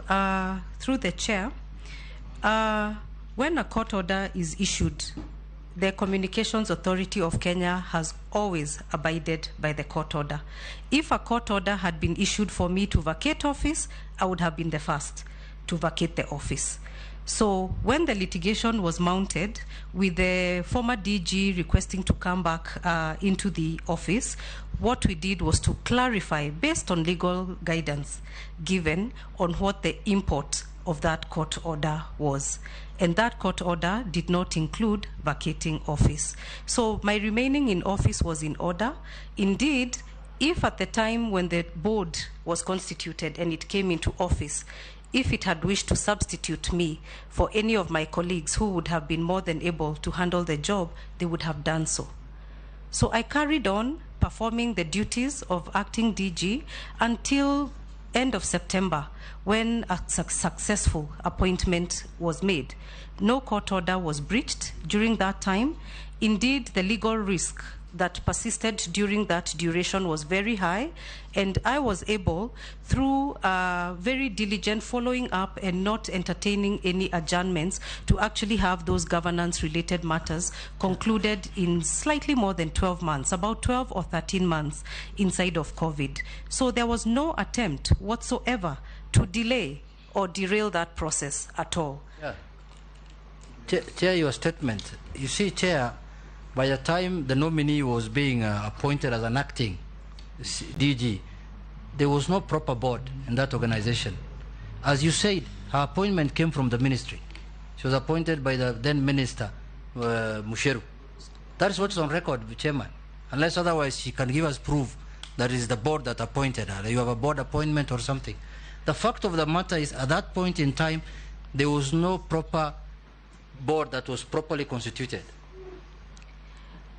Chair, if I may, the State Corporations Act has some remainder powers which provides that where there is no board that is sitting and able to make a decision, the State Corporations Advisory Council kicks in for purposes of business continuity.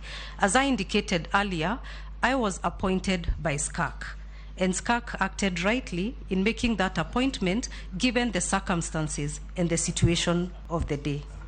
So these board members were acting on behalf of SCAC when they issued this statement in November 2019? Yes. SCAC made the recommendation.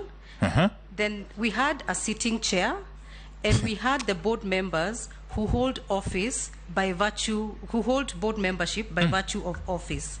These are the representatives of the ministry, the representative of the treasury.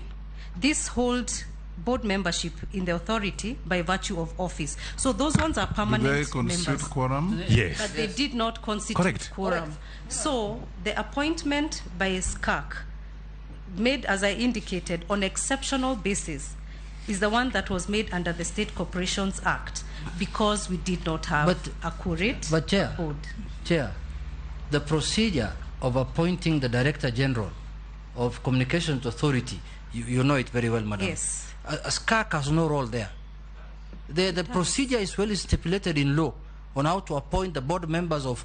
I participated in crafting the Communications Authority Bill in the 11th Parliament. And it was a very rigorous and very well public participated bill, I remember, under the chairmanship of Honorable Jamle Kamau.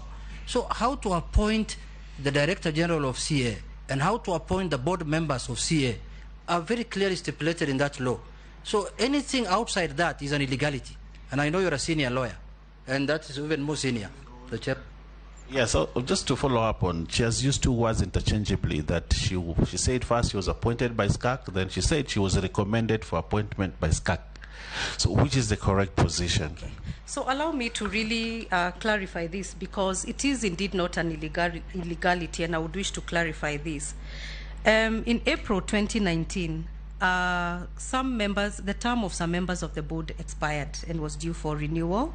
New board members were appointed, and there was litigation challenging the appointment of the new board members. Was that Kembe or Gituku? That during Gituku's tenure. So upon that court order arising from that litigation, there was no sitting board, there was no quorate board capable of sitting and discharging the business of the authority from April 2019. The DG Wangusi's term came to an end at the end of August. There is still no sitting board because there is no quorum. What is to happen in a situation like that? This is where the State Corporations Act kicks in, because in the event of an inability of a state corporation to discharge critical business such as this, the state corporation kicks in because it is a critical shareholder in any state corporation and ensures business continuity. So it is on that basis that SCAC made a recommendation that I be appointed to hold You are right, during that time. Chair, through you. She's right, but the Chair, still the state corporation could extend the term of Wangusi, then prepare or appoint a proper board now to appoint a substantive DG. There was some machination there, Chairman. But that she can't answer that because she was not the board. But you have to explain, Mercy. Yes. Now, SCAC recommends, as Owen asks, recommended to who to appoint you? Because you've said SCAC appointed you. Yes. Then you later said SCAC recommended your appointment. Okay.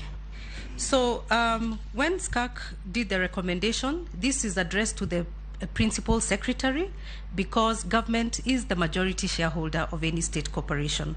So it was in that capacity that the PS ICT, I believe then it was PS Jerome Ochieng, together with the chair and the other board members who sit by virtue of office, then appointed me to hold fort. The chair had gone. Ben Gituko was sitting. Yes, and that is how I was appointed. I just wish to clarify, Chair, that I did not hold fort through an illegality. Now tell us, Mercy. Yes. What do you understand to be your duty as Secretary of the Cabinet? So I had some other questions. Should I? Okay, then finish answering. Okay. All right. Follow the chair. The other question was on my position on the DMS, the device management system. Chair, this system, the DMS system, was aimed at enhancing security and quality of standards for consumers. And the objective for the DMS was to identify all devices that use mobile services in Kenya and to enable users to verify if the device they were using is genuine before purchase. I know that there has been a narrative about it being a spying gadget. We all know that technology has immense capabilities, but every technology is formatted as fit for purpose for a certain reason. And this was to get rid of the counterfeits that come into the market that are not value for money for a consumer And at some point, the DMS system was a subject to litigation. And at the Court of Appeal, the court found that we could carry on with the implementation subject to carrying out extensive stakeholder participation, which we did from the middle of last year to date, and the matter is pending at the Supreme Court as we speak. The last question was that I have dealt with boards that are smaller and are comprised of sector players. How will I handle a board of 24 and largely comprised of politicians? Chair, if I may indicate, yes, indeed, I have dealt with boards of 11 to 13, which is the typical state corporation board. The membership and the cornerstone of the membership is actually diversity. So this is not a homogeneous board. It does have diversity of skills, diversity of experiences in order to bring value. I believe that a board of 24, while it may be larger in number, has the same principle at the cornerstone of it, which is to exercise individual and collective responsibility and to move the implementation and progression of government policy through decision-making through the cabinet. I have reflected deeply on this nomination, on my experiences from the past and my experience, and I believe, Honorable Chair and members, that if nominated, I am more than able to handle this task. Indeed, this comes at a national level, which is a great honor, having come from a sector-specific environment. Thank you. Chair, if you allow me, just one thing. I agree with you that the principles are the same. But you see, in Communications Authority, you're dealing with only one product, communication. You move to Cabinet, you're dealing with agriculture, with transport, with energy, with education, with livestock, all manner of things. The subject is so diverse, and the issues are diverse, and you know, at the macro level. But you handled only one. You know, I would have been convinced if you had worked in posta, in agriculture, in, you know, at least a little bit of many things, but only one thing. Then you are. I want to use. You are using the escalator to get into cabinet with all that diverse, and you have not been in mainstream government. Are you going to help this country? Could I respond to that? Okay. Through the chair, indeed, the 22 years have largely been within the ICT sector, which, interestingly, is not a homogeneous sector. It carries various subsectors in it: electronic commerce, cybersecurity, postal, telecommunications. So within it is a diversity of offerings. I did also indicate that over the years, I have actually sat and participated in non-executive capacity in quite a number of institutions, which, if you may, I would like to enumerate. I served on a number of boards as an alternate to the Director General from about 2018. I served in the education sector as an alternate at the Multimedia University, and it is at that time that the college became chartered and moved to become a university. I also sat on the ICT board, which is ICT driven, but is more towards government to citizen connection, much as it is in the sector. I have served on the council of the Institute of Chartered Public Secretaries of Kenya. I have chaired, I'm the immediate past chair of the Certified Public Secretary Board, and currently I sit as a trustee in the SOS Children's Home. These experiences have been very diverse and have brought to my knowledge and in my participation very cross-cutting issues from education, children matters and social welfare, education, and others. I have also undertaken quite extensive training in this area, which I believe will bear me well.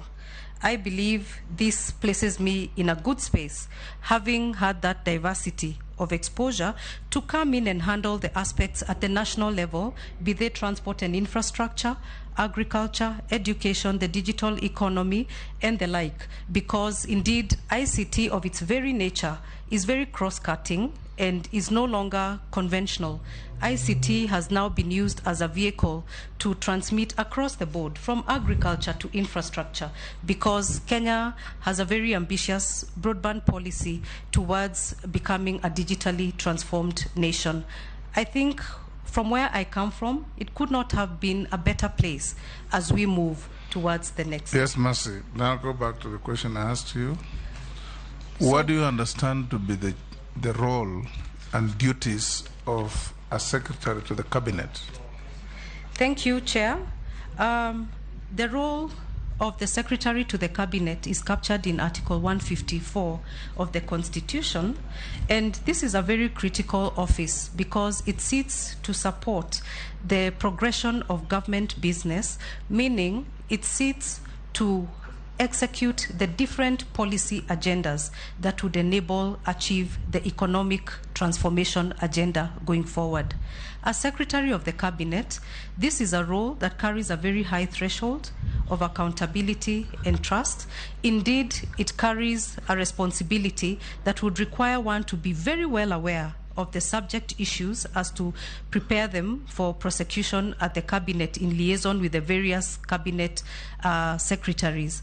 And I am aware that there's a lot of technical capacity that has been availed to enable this kind of quality progression of matters to the cabinet to enable individual and collective decision making going forward.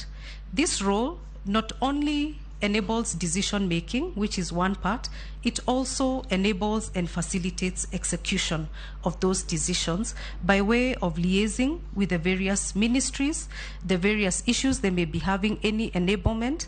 And I recognize that the current Executive Order number 1 of 2022 does actually clarify clearly about the need for liaison and coordination across the board in order to enable the speediness or the efficiency of execution of this role. This office also has other attendant duties, such as chairing the assumption of office, swearing in, and other ceremonial duties, and any other duty that may be delegated by the President or the Cabinet, as the case may be. Now, just 1 minute, Kimani. Article 35 of the Constitution gives, let me just finish this, then I'll give to you. Gives every citizen the right to information. Yes. Now, as Secretary of the Cabinet, you emerge out of Cabinet and you are confronted by Robert Mbui, who demands to know under Article 35 what you have been discussing. How do you conduct yourself there? Okay. Thank you, Honorable Chair. Indeed. You've understood the question? Yes, I have. Yes. Indeed, one of the roles of this office is to communicate decision-making to the public, to the mwananchi, because any decision made is made in trust for the benefit of the mwananchi.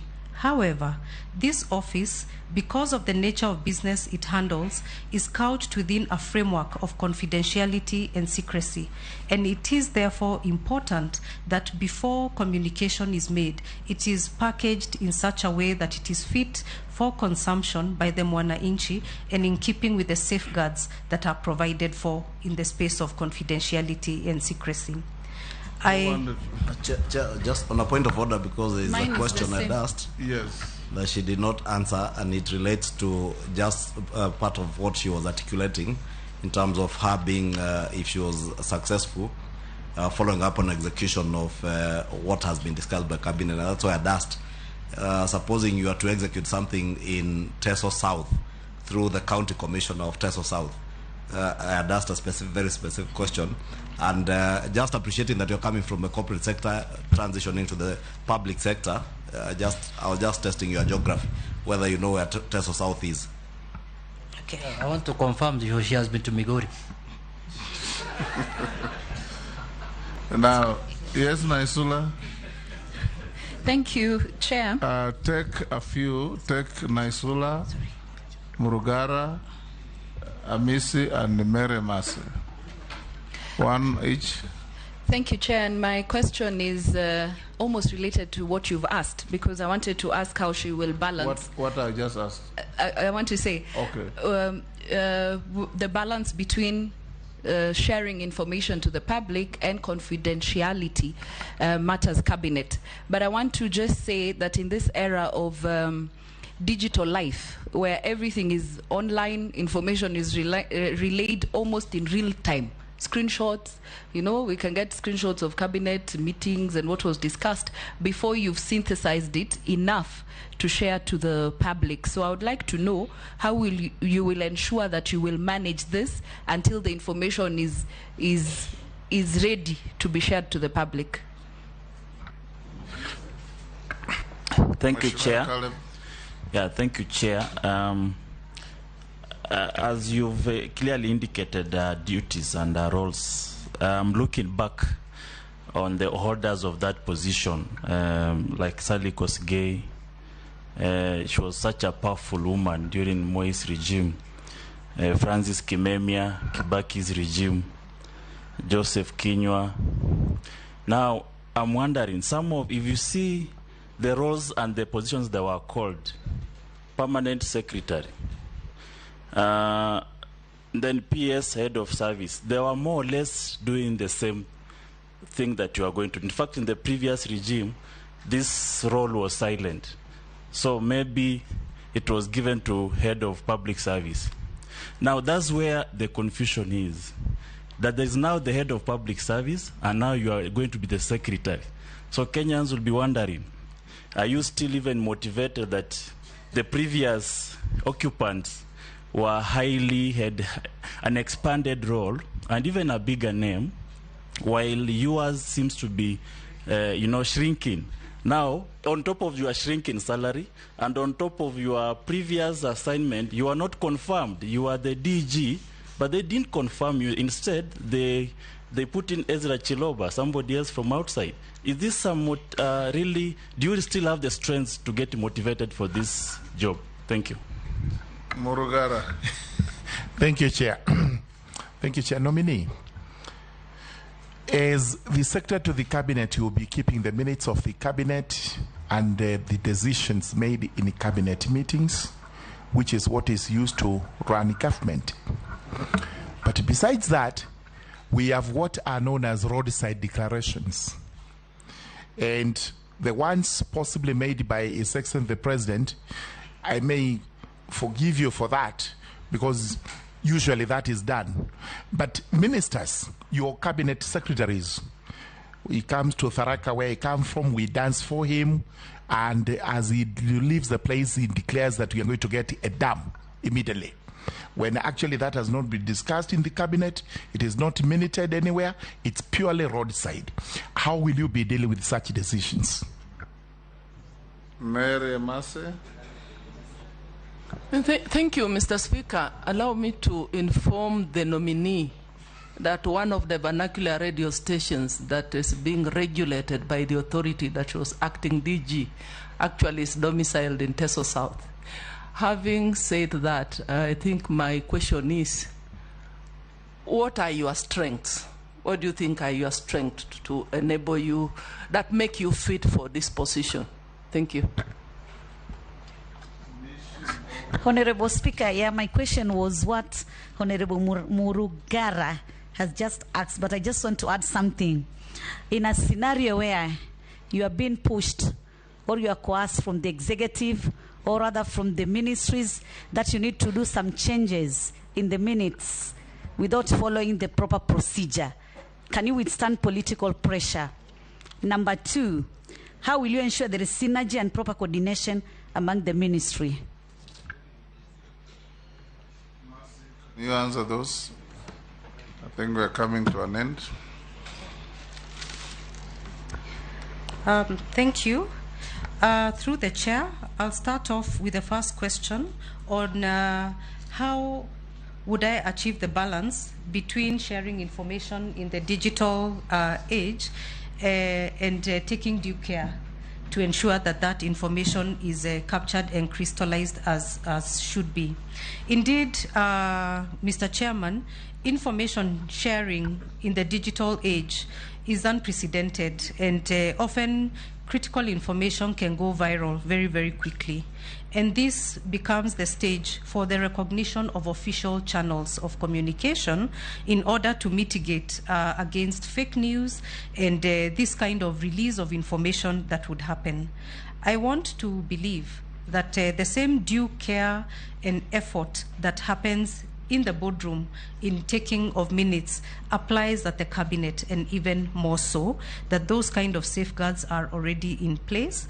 And because decisions that are made at the national level often will carry components that are very sensitive, such as components on security, it could carry components that capture the aspect of defense and others, it would be very important to recognize an official channel of release so that such aspects are removed when official communication is released in collaboration with the communications team that would exist to support the cabinet office. Going to the next question about where is the motivation in a space where the role of the secretary to cabinet seems to have diminished from previous holders. Mr. Chairman, I want to believe that within the Constitution of Kenya 2010, this was the first time that this office was recognized in a singular nature. And I also have asked myself why, given that this office has been held before. But what came to me is that this came about 50 years into independence, and a lot has happened in Kenya. The economy has grown, and a lot of issues have deepened and become more complex. As a result, every administration has within its right a leeway in which to organize and design how it will conduct its business in the manner that it deems fit. And I want to believe that His Excellency the President, in the executive order, found it fit to organize it this way. The Cabinet Office is an enduring institution, and even when this role has been combined with others, it has continued to discharge its function. And examining the current commitment in the economic transformation agenda, I sense a couple of things. I sense a deepening of execution of decisions. I sense a greater effort towards collaboration. And because of this, I sense that this office will be required to then deepen its collaborative effort in driving decision-making arising out of this cabinet. I believe this office is set apart in an effort to build on the foundations that have been set and to make it even more agile to drive execution of decision-making and in order to drive government business.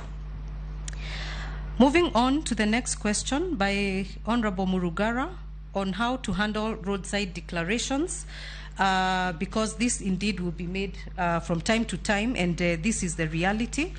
I am aware that even when roadside declarations are made, in order to enable implementation, that decision is normally crystallized into a formal nature to enable decision making. And at that point is when the caution that will enable picking up any interdependencies, any concerns that needed to be addressed are identified and provided for, so that at the end of the day, when the communique goes out for implementation, it is as holistic as would have been anticipated had this decision been made in a formal sitting. This is how I would propose to deal with it. Then going to the question by Honorable Mishi Mboko, how to withstand pressure in the event of preparation of minutes. Through the chair, preparation of minutes is the duty of the Secretary to Cabinet. And these minutes are done and confirmed by the same cabinet and owned by the chair of that cabinet, who would be His Excellency. I want to believe that in the space of that kind of coordination and collaboration, minutes sometimes can be adjusted to give a full reflection of what it is that was desired or what it is that was meant for those minutes to give full effect. But I did understand the Honorable Mishi Mboko to indicate where changes are being made that are extraordinary, which would then be brought to the attention of the chair of the cabinet. Then going to Honorable Emase's question on what my strengths are, through the chair, I bring first and foremost a span of public sector experience. I come indeed from the parastatal space, as has been indicated, but I have worked with government deeply. As I indicated earlier, for the last 15 to 18 years, I have been developing policies and regulatory frameworks, which, as you all know, are prosecuted through the House, through the National Assembly, and through the ICT committees. Indeed, the sector has had several pieces of legislation, and this is a role that I have handled for at least 15 years. So I have a sense of how government works, and this is what I bring. I also bring abilities in leadership. I bring in energy and competencies in law, in governance, in strategy, and I believe this will bring me to bear. Honorable Chair, I bring integrity, and I'm an honest learner. And indeed, over the years, with the evolution of technology, I have been in a space where we have learned and relearned to keep up with the pace of technology. I bring a work culture that serves collegiality and respect. And this, I believe, will bear me well, patriotism and collective decision-making. So, Mr. Chairman, I believe within the commitment of achieving the weighty roles that this office carries, and also in keeping an open door policy and communication, that these are strengths that I believe will earn me the goodwill and the open door ability to collaborate with others in order to execute my role. Have you answered all of them? Yes, I have, Chairman. Thank you. Posing, I wanted to close here, but I'll give you half a minute. Thank you, Chair, and for indulging me. I really appreciate. I want to be on record, Chair, not really as a question, but maybe a comment. By saying, Chair, that I've listened. First of all, I looked at when you gave us the opportunity to look at that office, cabinet or secretary of the cabinet. And I was asking myself, vetting this office for what as Parliament? And I want to be on record, Chair, because maybe our contribution, our talk might lead to amendments or changes that might give this office some significance. There before, in the past, this office was very powerful. Why? Because it was head of public service and secretary to the cabinet. That was when this office was really important. Last Parliament, we declined one person who was being proposed for this office, and Parliament declined and rejected. That is the first rejection by Parliament. They may not say it's a person, but Parliament rejected. And yet, Honorable Chair, that office functioned even without approval of Parliament for about 10 years. So maybe going forward, maybe the people who thought about this office being in the Constitution Speaker and being vetted by Parliament, that the function would also involve the public service or something like that. Maybe in the future, so that it has a meaning. The nominee has really undergone grueling process, but if you look at the end, at the further end, you ask yourself, what is she going to do? So I wish her, if Parliament approves her, I wish her well. But in future, maybe that office should be combined with the Secretary of Cabinet and Head of Public Service. That's when it will have a meaning, Honorable Speaker. I thank you, in my opinion. Yes, Ferdinand, I saw you raising your hand. I want us to conclude. Yeah, I think it's more or less touched on what I've said. But looking at where you're coming from, that office has been vacant for some time. It doesn't matter your background. You're a lawyer, can see, you know most of the things. You've been truly in the private sector, and you're getting into the political area, which is actually very, very stormy. I don't know how prepared you are to be able to get in there. Of course, you have mentioned about it, but I just feel that maybe this position, you'll have continued where you are. And this position is, I don't know, it's not easy. Because it's not been there. Ichungwa? Chair, I think is fair what the honourable members are raising, including the proposals by Honourable Kosing. But we must also bear in mind that the president had his reasons, both the former president and the current president, in separating the two offices. But maybe just as I conclude, to inform the nominee, should you be approved, things work a little differently in the public sector than in the corporate world, where you are coming from, and you may need to do a lot of learning. That's why I was asking you a very simple question, where Teso South is in